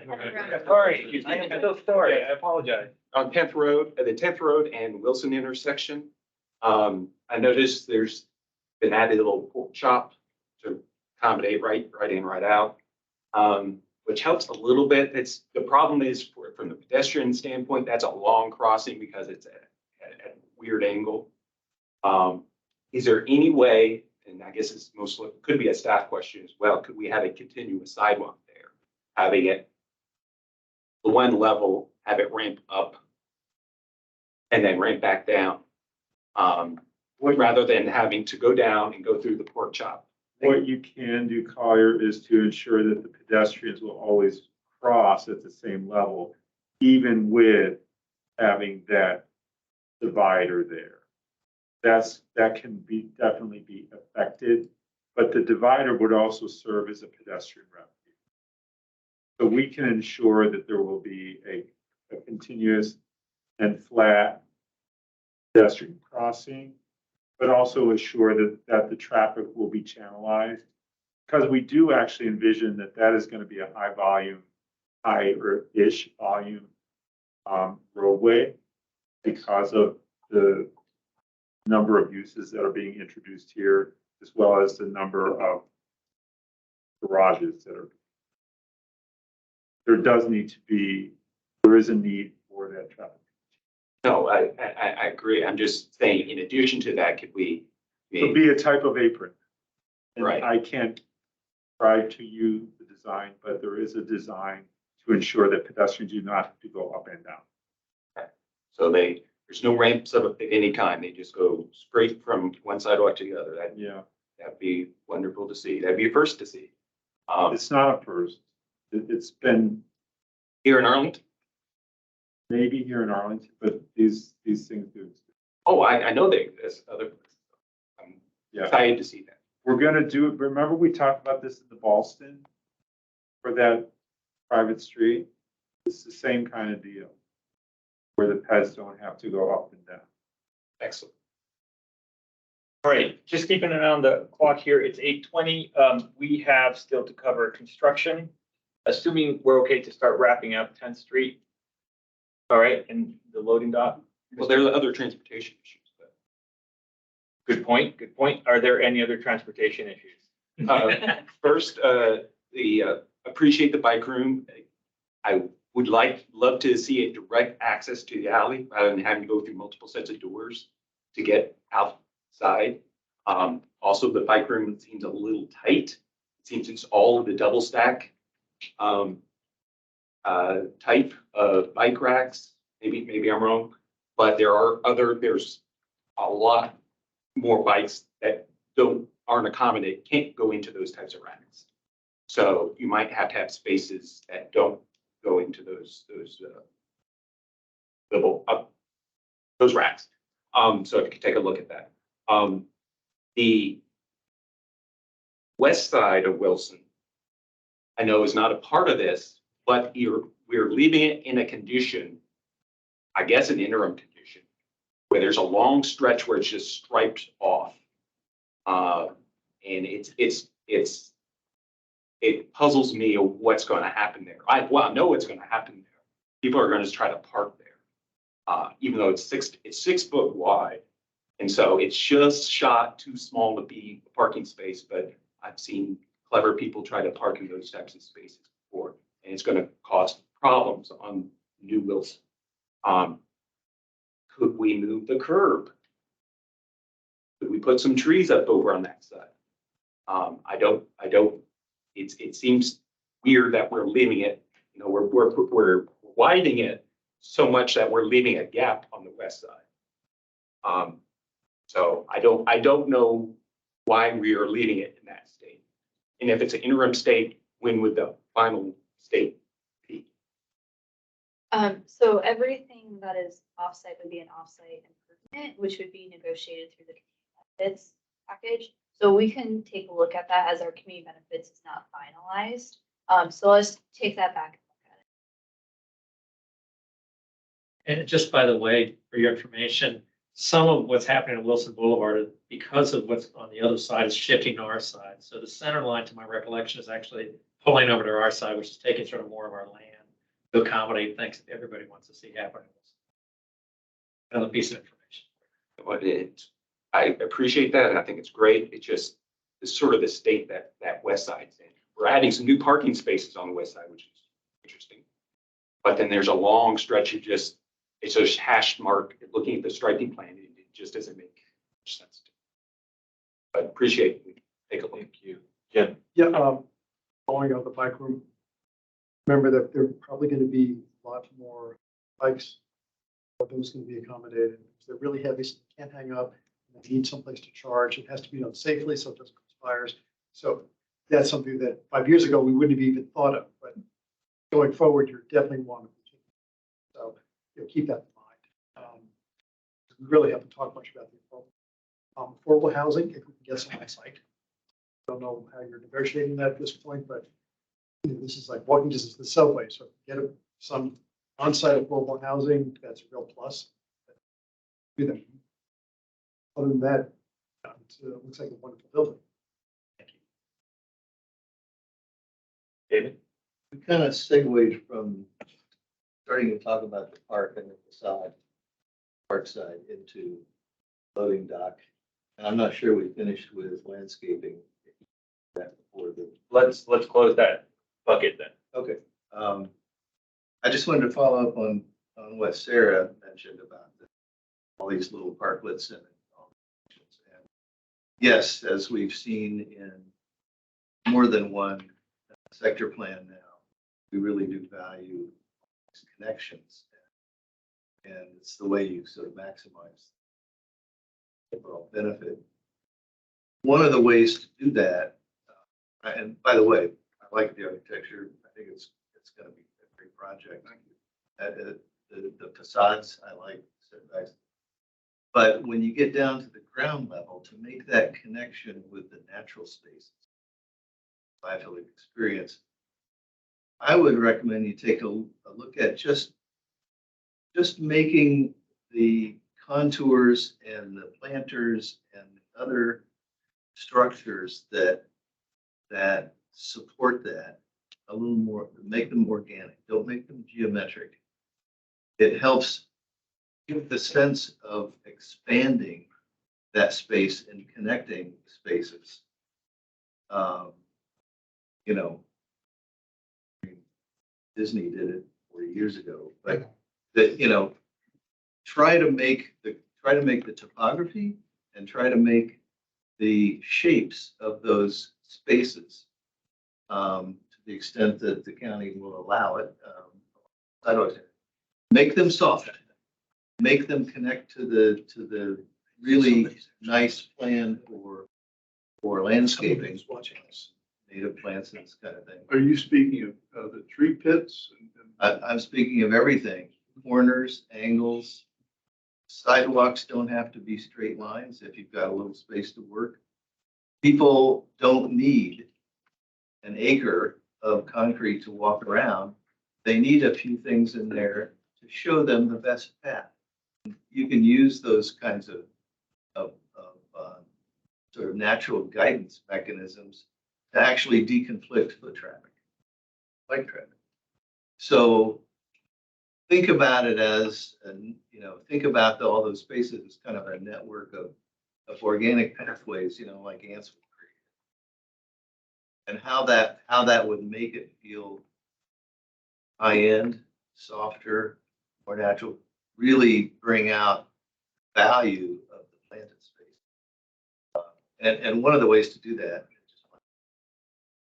don't forget rushes and grasses and sedges and other native things that don't have to all be tall to have value there. So we addressed that. I think if you get a chance to look at our presentation on that, we addressed exactly that issue. Okay, great. And Lynn's on the phone, aren't you, Lynn? I don't know if you want to respond or you want to respond to that, but we do have.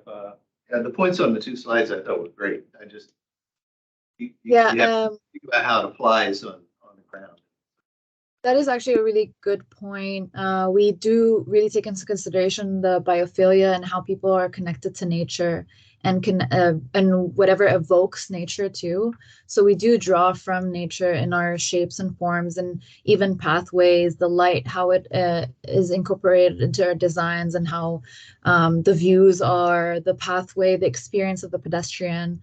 Actually, Tom and David did mention the two sheet, I think 2 or 3 sheets about biophilia, that those would actually probably be helpful to look at. They do explain our idea pretty well. But yeah, definitely a good point. We do really like to think about the pedestrian experience before the big picture. Perfect, thank you.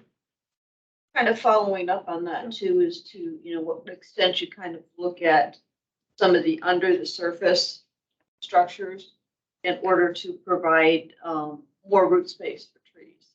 I know there's ways of materials and designs that, you know, you're no longer developing a coffin for trees, but give them ground under what looks like mostly hardscape that would give more opportunities.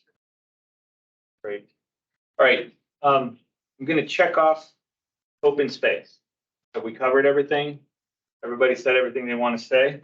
Next, I'm going to check off transportation. We talked about loading, we expressed our frustration with the location. We're hoping you will take a look at it. We talked about 10th Road and 10th Street. We talked about the alley. We talked about bike parking. Anything else that we need to talk about transportation before we close that bucket? Yes, Let's Bill? go for pedestrians. Yes. Where are the crosswalks going to be? And are they going to be lighted? Like, And I could see on Wilson, people trying to go across Wilson to North Side Social. Right. Will there be a crosswalk there? We Will it talked be about, signalized? you know, we have talked internally and a little bit externally about the potential for a mid-block crossing there, Bill. And while we know that there is a possibility for a desire line, I think there's some things that could argue against that. And one of the things is that Wilson is a high volume, multi-lane street. And so to do a mid-block crossing there, it would probably have to be some sort of signalization. And one of the problems there is that our signals team doesn't believe that they have sufficient right of way to actually build an appropriate signal. Now, I'm not closing the door on that entirely. But that's the word that I have currently heard from our signal team. And it wouldn't be a full signal. It would be something like a hawk. I don't think that the rapid flashing beacons would be sufficient. It would have to be something that would be pedestrian activated push button, whereby I think you may have seen, it's a full signal for the traffic that they do come to a stop. But it does require installation of poles and lights. And the signals team has told me that they don't believe that there's sufficient right of way to do that. So that's the word currently on that. And I agree with you, there's a desire. But this is the word that I'm hearing. So I'm sorry to take up all this time. No, it's good. It's good. I was just gonna say, I'm gonna associate myself with that comment. I think that would be a really ideal thing for us to push for. I think that line of desire is going to happen no matter what.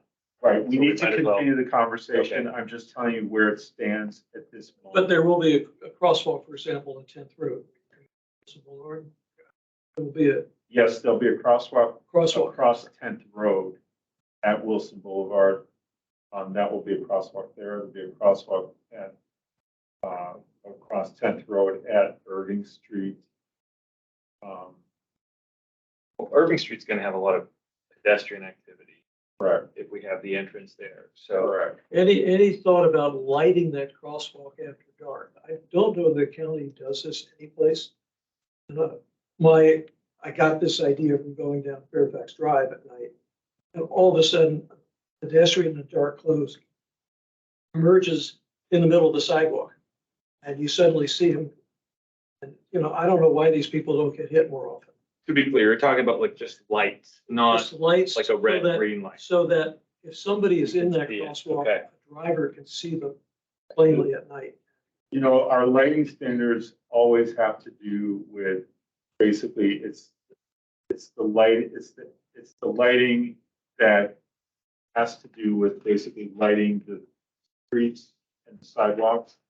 It's not really lighting the crosswalk. So That's it's one of the not a problems. standard that we currently have. But that's one of the problems. I understand what you're saying. It's just not a standard that we have. And it seems like something with a fairly cheap solution. Just lighting up the sidewalk.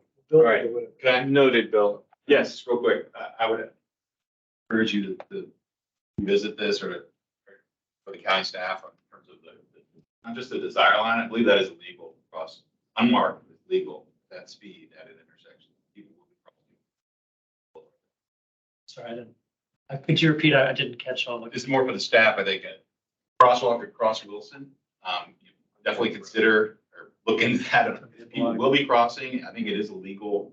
It's an unmarked crosswalk. It's legal crossing there. So you're saying that once the intersection has been created, Yeah, I believe at that speed, it's illegal. It's considered a crosswalk. It's called unmarked. It's considered marking it or making it safe. People will absolutely walk to that coffee shop.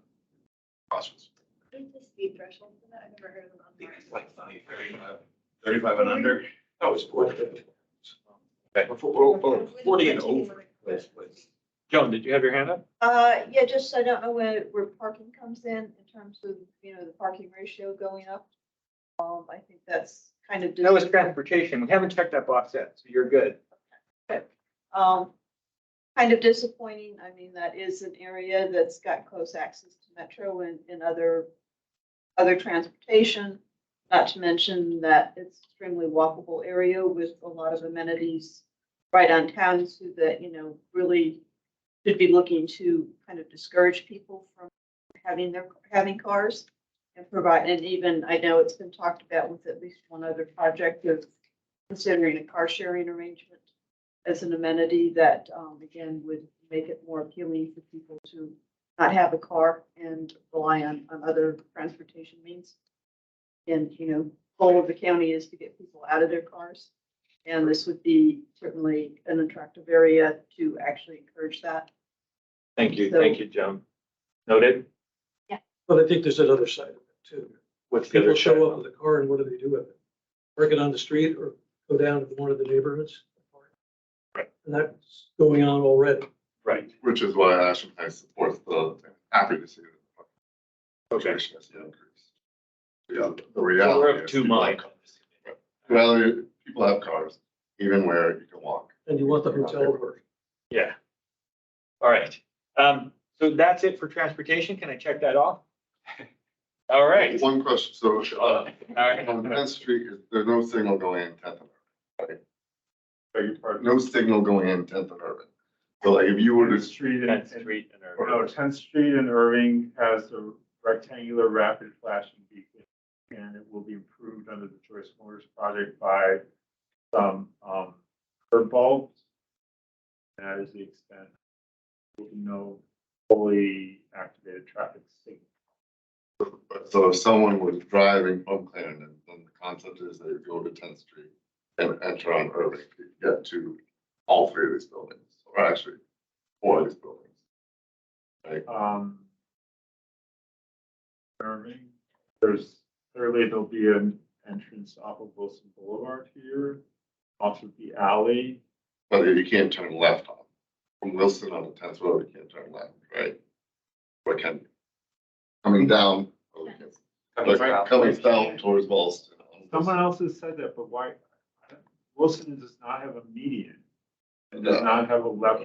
I think in the last meeting, they said it was gonna be right turn only. Right in, right out. Yeah, We did that have was- some- That was what they said in the last. Yeah, So yeah. that's where I got that. Are we saying it's a right in, right out? We're asking. That's what. I was looking at the applicant's sheet D 4.0 in there, and it's showing right turn in, right turn out. From 10th Road onto Wilson. Yes. Wilson. There's no left turn from Wilson Boulevard. Do we have anybody who can speak to that? That Dan? would be a Dan Dentel Yeah. question. And you're on the Ye- spot, and I'm on the spot. I mean, I think that the way I'm reading this in the plan, and I think that's I think that's the comment is that this appears to me that this is designed as a right in, right out. And I don't know that that's what we analyzed in the MMTA at this driveway, but I also think when we did MMTA, there may have been some discussions about the operation of how this was going to operate. it could be because a left turn might cause queuing. I think there were some concerns about the left turns. But what I'm seeing in this plan that in how I read this, and is John L on? I don't think he's on with us this evening. I don't think so. Yeah, because to me, as I read this plan, it does appear to me that is a right in, right out as designed. Right, the design sure looks like it. The way that Yeah. the turned at the So I would suggest that be a left turn option, just because I think you're putting a lot of moving the cars all the way around a very long block to come in. If they're coming from the direction of Clarendon and via Wilson. I think that it's a good idea for us to circle back with the engineering team and with the traffic team to see if that is viable, because it could be that it's not because of potential for queuing on Wilson Boulevard, and that may be why the decision was made. But I think it's important that it was raised and that we take a look at it, see whether or not it's a viable option too. Because I agree with you that we want to have the site as porous as possible. All right. Thank you. That's a good point. We'll follow up with that. I'm just winding the clock a little bit. It's 8:40 and I'm trying to wrap through. So if you guys can associate yourself with other people's comments and whatnot, but I'm happy to stay here till 10 also. So it's up to you. Just kidding. We're not going to. All right. So that is transportation. Are we done with transportation? Looking at everyone, making sure no hands online. Great. All right, we knocked that up. All right, the next step, we have construction. Are there any concerns about construction? The cut. Well, it's just the coordination. I mean, we're potentially, there's gonna be a construction zone all the way from 10th and Wilson all the way to the post office. How is anyone gonna get through this site? I know people want the park or the plaza to be built simultaneously. I don't see how we can do it. I mean, it seems like we need to build a boardwalk or something through that current open space there, without this being sort of a Grace Waller. Clarendon.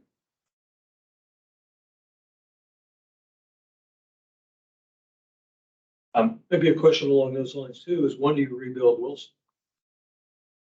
Get that wider so that the cars can get through that area, and then you're doing a construction off of Wilson. Assume those buildings come down, you rebuild the street. Temporary sidewalks of some sort. Are we looking at the construction of Joyce, Bingham, and Wells Fargo? Sort of overlapping at any point?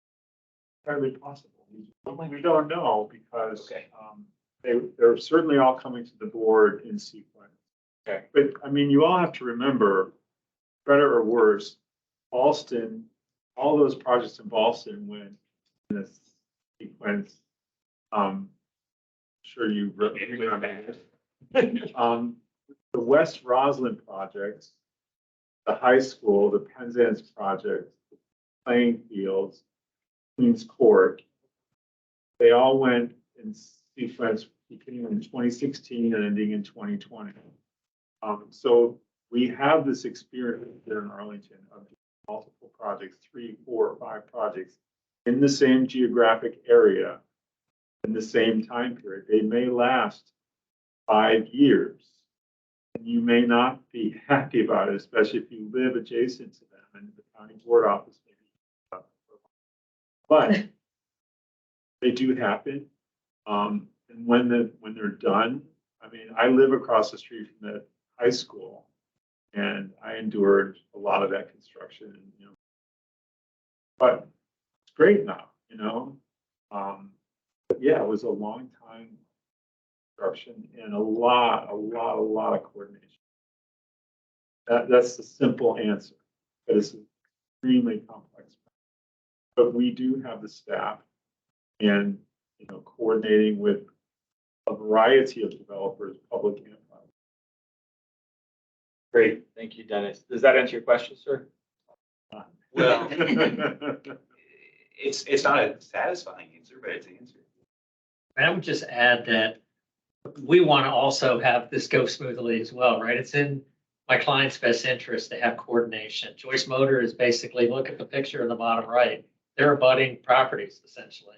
They're going to share the alley. Half the alley is on the Joyce Motor side, half the alley is on our side. And so there's a lot of ways why we're tied at the hip. But that may be bad in some ways that a lot of stuff's happening at the same time. But by the same token, we're going to need to coordinate. We're going to need to work together because it's in our own best interest to do so. So I think the Band-Aid will get taken off pretty quickly together and not linger forever because of things like a half an alley. You want to finish the alley. 10th Road, we're going to build most of it. They're going to build a little bit of it. All these little things we're working together very collaboratively. So it's in our both our interests to be successful and have this go smoothly as possible. I appreciate that. I'm just saying, someone's coming up Irving from the south, they would have to go all the way over to Wilson before they had to go over to Hudson. They won't be able to go through this site. Well, they could go up Irving on the other side. You could go up Irving on the Verizon side, walk up the sidewalk there. Yeah, but the park, if you're going to be doing the park at the same time. Yeah, then you, I guess, hang a right at the top of Verizon and loop over if you want And to. We'll see. It may not be the worst case scenario that you think. As we get into the details, we will work out maintenance of traffic operations, pedestrian circulation, and we will come to the best solution with the least diversion of pedestrian and vehicular traffic, least disruption possible. All I can tell you right now. All right, I'm gonna go online to Aaron. Thank you. Just I want to speak to that MOT issue. I bike Fairfax Drive every morning, and there are, I think, 3 projects going on right now, and each one has a different MOT standard. Some have the sidewalk, some don't. Some have the bike lane, some have the bike lane full of gravel. We need consistency. We got 3 projects all on the same block, and those projects need to have the consistent MOT, and it needs to be enforced. It needs to be clean. We need to worry about where the dump trucks are stacking in the morning, waiting for carrying all the dirt out. We need to worry about where the construction workers are parking. It shouldn't be in our neighborhoods. So we need to have that clear, consistent, and enforced, because enforcement is a real problem. Thanks. Thank you, Aaron. All right, is that it for construction? All right, I have 2 things on the agenda still. We have community benefits and then we have the setback. So I'll do the setback first since that's a very contained issue. Does anyone have any comments or questions on the setback? The 5-foot setback along the entire facade versus the 10-foot setback about a quarter of the facade. Bill. We just went through a site plan, sector plan process about 2 years ago, or whatever. They changed the setbacks. They narrowed them or whatever. So why are we changing now, 2 years later, after we just went through this exercise? We go to that slide. And what does this do for other setbacks that are required in the sector plan? Changing. Bill, can I respond to that? Sure. I think, can you pull? I'm We share. getting there. She shared. Yeah, she is. Have you got the slide, I think? Yeah. I'll be real candid. I mean, it's a coin toss for us. We end up, if we do the sector plan model on the right, we actually end up with more density. We would prefer to do the one on the left. I think it's better architecture. So Okay, the one on the left, now the setback starts about how many feet above the ground? well, they start the same height. Okay. It's just that under the sector plan, it only goes about, see to the right, it only goes about a quarter of the building right there. And then it steps back 10 feet. I'm not sure that accomplishes this visual impact that they're looking for. We'll do it if you want us to. Well, I'm really asking the question, they had to change it for some reason a couple of years ago, and they changed it to this. Now we're changing it again. And I think the original concept in Clarendon was to have the step backs at around 50 feet. Has something to do with the call distance from the ground level up. Yeah, again. So Bill, I think what the purpose of this setback, I don't think it was drawn up in terms of when the sector plan was updated. I don't think people did the kind of architecture we're doing here, but I think the notion generally was to open up this 10th, kind of have a view shed around the new 10th road. You've got things like Northside Social, people are looking down the street. How's that gonna look? So how do we make this so the building doesn't seem to loom over, this area? And so our take on that was the one on the left. The one on the right is the sector plan. And again, as Tom said, I think he's indifferent to one or the other. But our view was that when we notch it across, see how the one on the right sort of stops on the face of the building, ours kind of turns the corner, which we think helps as well. In other words, it breaks up that corner. Also, as you mentioned earlier, Collier, about on the other side where the building kind of has that notch in as well. That's another, how we've opened it up visually, the opening, so it's not a canyon when you come into 10th Road. It sort of splayls open with both the setback that wraps the corner and the building, the hotel building, which kind of notches at the end, which sort of, I don't know what the right word is, but it kind of opens up, at that intersection, which we think accomplishes what was intended literally with the sector plan. But I don't know if the architect wants to put in better words than I just did, or. So this is an amendment then to the sector plan too? So the sector plan, we're analyzing a deviation. So this will not change the sector plan, but we're just analyzing it to see if it's still in the spirit and intent of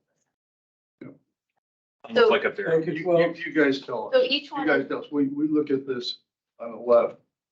There was, I can't remember the gentleman's name down in Ballston or Virginia Square, that he was very concerned about the sight line to the Olmsted building, that sort of thing. Our plan, I think, is more impactful, positively impactful in that regard. But the sector plan calls for what's on the right. Again, we end up with more density on the right, but we don't think we end up with as good a building as we would on the left. So So basically, I just don't quite understand what the difference is in terms of where it steps back. Well, 10 feet instead of 5. So we got 10 feet on the right, pushing back 10 feet in okay, on the one on the right in a notch. We've taken 5 feet along the whole length of the building and wrapped it around the corner.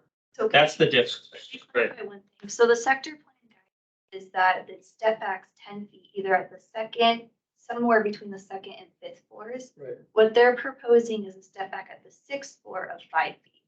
So it's a narrower and a little bit higher up. So that's the deviation that we're analyzing here. And we have Brett Walls, who did the Clarendon sector plan update. If you want more information about like the intent of the sector plan, you can see that further. I think, Okay. I'll jump in here really quickly. I think the sector plan used to be much more of a step back, and Brett, correct me if I'm wrong, Jim, correct me if I'm wrong. And so in 2022, we softened that as a community. Right. And this, I think, is sort of like a sideways step almost. This really isn't quite, I mean, it's going a little higher, by a story, and it's going shorter and shallower. I mean, sorry, longer but shallower. Because, So what is the question then? well, the question is, why are we changing it and what was wrong with what was agreed to? And if the agreed to is 50 feet, there is something about the 50 feet in terms of how the pedestrian feels on the sidewalk, in terms of the scale of the building that's next to the pedestrian. But I'm just a little reluctant to disturb this after it's just gone through a process. We wind up with a sector this is plan all that isn't the subjective, sector Bill, plan. but I'll tell you, I don't think it makes a darn bit of difference. I just, if I may, a few months back when this started to surface, I went up on the Capitol Hill. There's a couple of awfully nice projects up there, and they've got all step backs. You can't tell whether it's 5 feet or 10 feet or whatever. I mean, in terms of the actual sidewalk experience, there's all sorts of examples. So as far as we're concerned, explain to us. You tell us which one you want. My preference would be, We wrapping up? okay, my preference would be the one that's the current adopted sector plan. There you go. All right. David, So, yeah, I think for this particular site, and this architecture, I think a clean line all the way across works better. I think it'll be less noisy because of wind turbulence. And I also think that the 5 feet rather than 10 isn't as much an issue because of the way the sidewalks have been expanded and it's been pushed, the building is actually pushed back from the street. Yeah, and there's another factor. what about The the tree higher canopy. story? Tree canopy, you're not even gonna see it. What about the higher story? Are you okay with it being a little higher? One floor, I wouldn't go with 8, but All right. Alex, you're both Alex. Alexander and Alex. So I like the 5 feet. I think for this building in this space, it works. And I think the difference between 5 stories and 6 stories is not going to notice it. 2 stories short, but not 5 or 6. Absolutely gonna associate with that and just add, makes it a much better building proportionally. I think just being member, always go for better buildings. I'm hearing it. Better buildings, definitely always vote for this. Proportionally, it's a much stronger building, horizontal line connects it to the context, I think it's a success. Great. I associate myself with the 5 foot continuous. Again, although I'd like to see those balconies inset into the face of the building. All right, anyone else before we wrap up setback? They're fine. I don't mind feet. And I do remember when we had discussions about setback, when we were working on the sector plan update, there was a discussion about, do they always have to be exactly what it is? And we said, no, they could be, as Wells Fargo is doing insets and having averages, and it didn't have to be exactly the same all the way around. It could be in, out, up, down. There were various flexibilities that were assured that could happen. Gave the architects that ability. Okay. Sarah, did you have your hand up? No. All right. Okay, we're gonna knock off, setbacks. Generally okay with that? Bill? I don't see a justification for changing the, when you keep changing the rules, you have no rules. It's Arlington. We change all the time. It's just the way it goes. Notice. The rules aren't changing. They're Yeah. just, they're trying to. You're just bending the rules. Well, no, We're but not I think, And there was a reason for the rules. no, but I think Lentelmi's point is really nuanced and that there was a certain flexibility envisioned for the setback.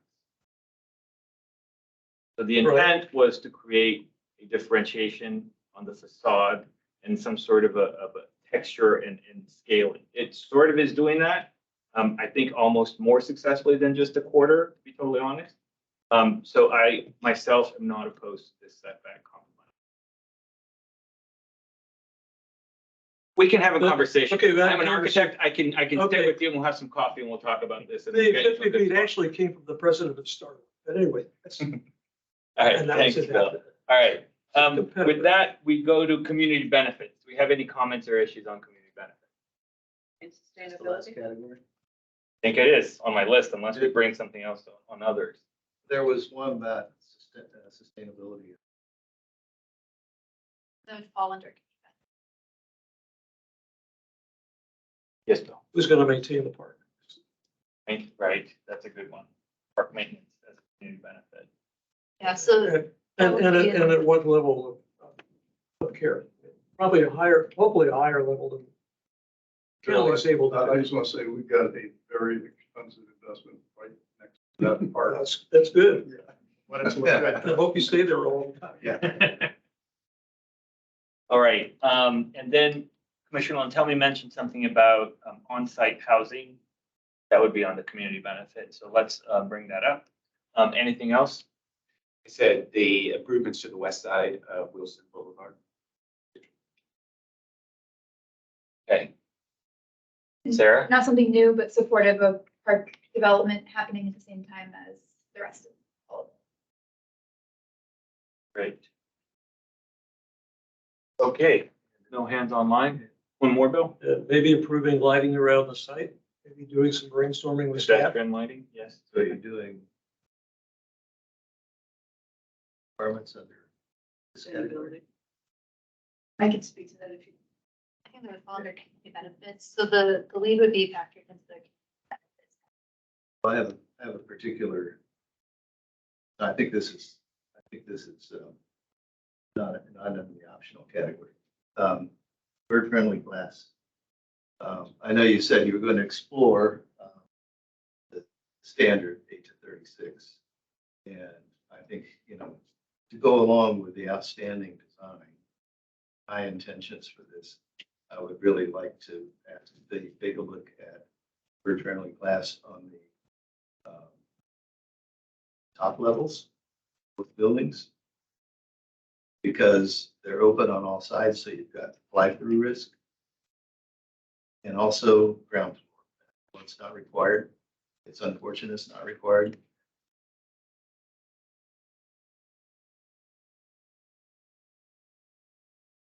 In this case, you don't want carcasses around your cafe. Does it help that I'm a card-carrying member of the Audubon Society? Yes, it does. And I know that the American Bird Conservancy has consulted with a couple of other projects. But the Wendy's site, just right over there, they actually had them consult, and also, of course, Penn Place, big consultation.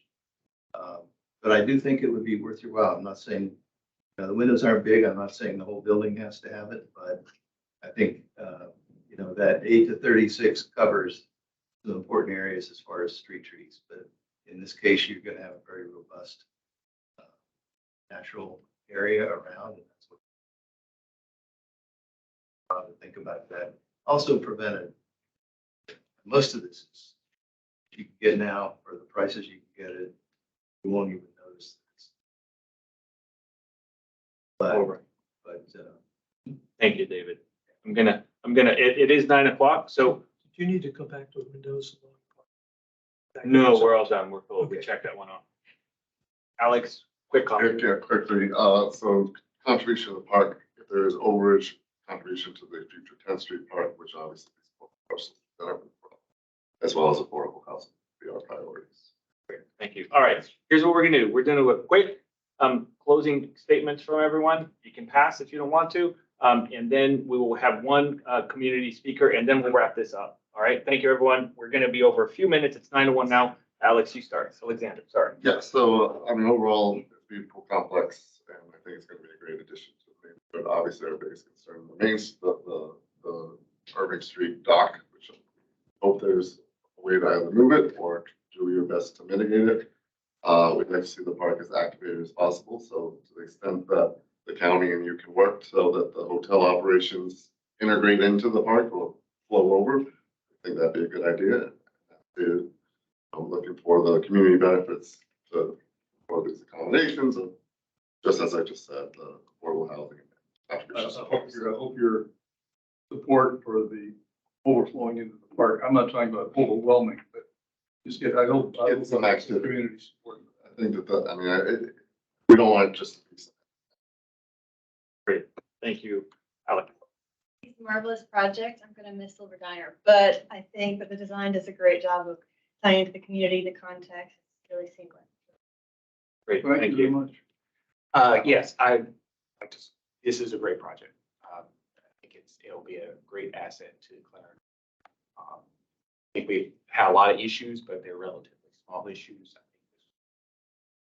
Thank you. Thank you to the applicants and thank you to staff. Yeah, I have kind of very serious concerns about sustainability elements, which we haven't really had a chance to discuss. First echoing, the bird friendly, and it should also be night sky compliance, but more particularly getting back into not clear whether or not this is operating under the current green building incentive policy. As I'm reading it, it is not, which means that it not from our perspective even meets minimum sustainability. It does. We are meeting the current. Is it the current? Yes, it's the current, the 2020, December 2020 green building incentive policy. That's what we're meeting. The 2020? Yes. Okay, because that was not clear under the. Choice Motors, I think, went, because they They filed went, yeah. earlier, we filed afterwards. Okay, well, that's helpful, but again, looking at most of the information was fairly vague in terms of the energy modeling and that with only, 20% of energy efficiency is pretty minimum. Energy modeling did suggest that higher. The other key issue that we focus on is electrification, essentially eliminating the use of fossil fuels within the building. We don't get to carbon neutrality. We don't meet our goals of addressing climate change unless we're actually, eliminating the use of fossil fuels where we can. So it would be looking at all electric buildings. Would be very helpful to actually do a zero carbon certification, at least assessment. And the other kind of component is looking at the materials that are being in the building, lower carbon options and things like that. Other elements would actually be EV charging. I think it again sounds like you're going to meet the minimum.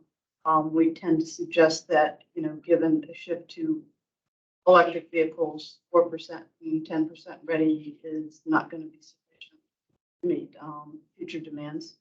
And then the final element, and I guess you're meeting some degree of renewable energy, but again, there's nothing in any of the materials that outline any of this.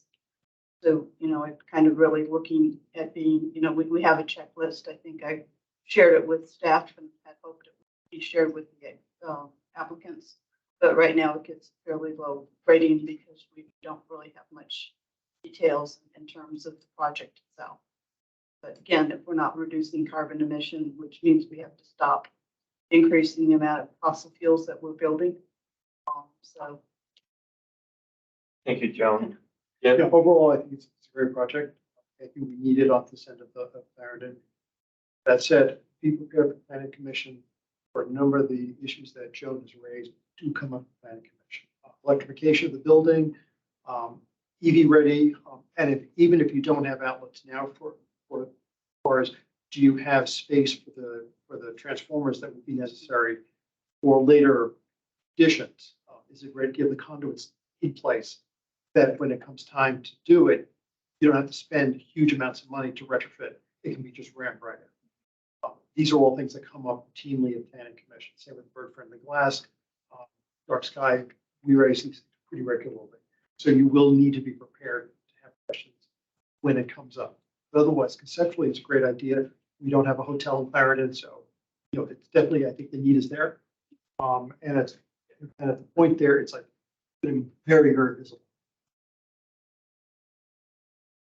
Thank you very much. Thank you. Going the right way. Thank you. David?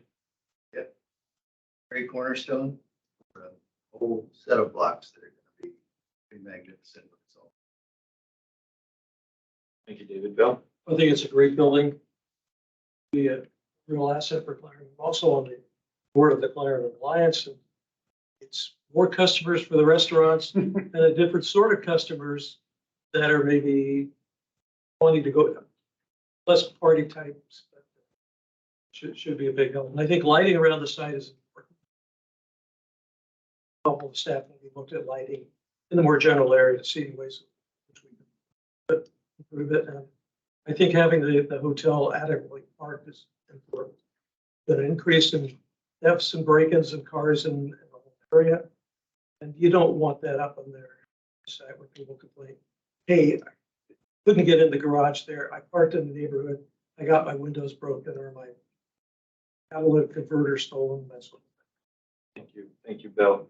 All right, we have Kevin and Aaron are the two people online. Do you guys have any closing statements, Kevin or Aaron? Aaron, you go first. Sure, real quick. I'm disappointed I didn't hear the word Woonerf at all this time. 10th Road looks like it's going to be really busy with the Ubers and the drop-offs and the traffic for the other buildings there. And so I get it that that's not a pedestrian-friendly area anymore. And I get it that the loading dock with 5 to 10 trucks a day on Irving makes sense. But I do think we just need to be careful about the pedestrian experience, the bicycle experience, and the green needs on Irving. I think we're really limited. I agree. I think you guys are doing a great job. It's a nice complex overall, but I am concerned about, I'm never going to be in the hotel. I'm never going to be in the apartments, but I'm going to be walking by and biking by there a lot. And this is where I live and will continue to live. So make it very nice for me too, please.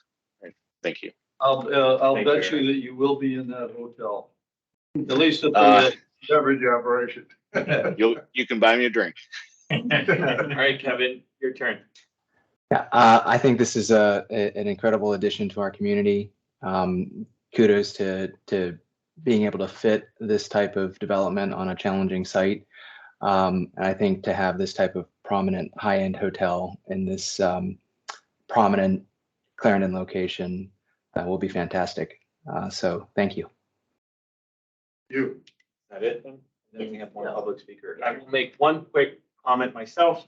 As the meeting went on, I started to sort of associate myself with Commissioner Lontelmi's proposal that the kitchen be switched to the Wilson side. I'm just thinking architecturally, there could be something fun about the windows and the kitchen being exposed to the side that has less pedestrians using it, and have the restaurant sort of potentially be happening on the park side, which might be, I just think there's some opportunity there. I haven't run the test. I'm not doing the drawings, but I think if you guys could take a look at it, I think it might be worth it. It might turn out to be something good. With that, let's go to our one public speaker, Mr. Byrne. Yes, hello. Can you hear me? Yes, Mr. Byrne, you have 2 minutes, okay? Okay, I'll try to do it. Maybe take 3. If you do it in a minute, that'd be wonderful. Okay, the landscaping plan for this project lists the species and locations of trees. However, the plan does not identify the species or location of any shrubs, perennials, or ground covers. I've asked the applicant to provide this information in time for this meeting. However, the applicant did not respond to my request. The applicant needs to do this before the Planning Commission and the County Board hold their public hearings on the site plan. All plants are from native to Northern Virginia. Others may become invasive if native to, even if they're native to other parts of the United States. None should be hybrids or cultivars, as many such plants lack reproductive parts and don't produce pollen or nectar. The planting plan should contain relatively few wind-pollinated grasses and sedges. Although these plants may provide shelter for pollinators, they don't support as many pollinators as do flowering plants that produce nectar and pollen. To implement the county board's 2016 monarch pledge, staff needs to require the applicant to plant a common milkweed, Asclepias syriaca, at all levels. This is the only milkweed on which monarchs prefer to lay eggs and which thrives in Arlington's open spaces. The green wall should contain milkweed such as climbing milkweed, Cyantium levea, that can climb walls on trellises and hang from ledges and roofs. Tree trenches should contain plants of common milkweed and other plants that support pollinators. Elevate the trenches or surround them with low fences to protect them from trampling and dogs. The sector's plans description of the open space at the end of North Avery Street as being a plaza is obsolete. In 2020, the county completed its Clarendon Circle project. One of the goals of this project was to close Avery Street next to the Silver Diner, adding a green street element. Paved plazas are not green streets. The Clarendon Circle project established a natural open space with a few trees and shrubs at the north end of Irving Street. Common milkweed is now growing in that open space. The applicant's plans for a park at the north end of the street of North Irving Street must not disturb the natural area or add pavement, but should instead extend it southward along Irving Street. The applicant should communicate this to the county's planners for the public space. Otherwise, they're not going to do it. Thank you, Mr. Byrd. Thank you for your comments. Thanks for attending the meeting. Thank you, everyone, for coming. I don't think there are any next steps. This will be going to the Planning Commission next. Is that right? But this is the last SPRC. Also? Yeah, Transportation Commission, maybe Parks and Rec. One quick comment, if I may. Yes, sir. I think my first session in front of the county board was maybe 42 or 43 years ago. These projects are always better because of this process. It's not always fun, it's not always easy, but they're always better. Thank you for everything. Thank you. Thank you, everyone, for coming. Thank you for the good presentations. Thank you for the good support and the good criticism acceptance, or whatever the term is.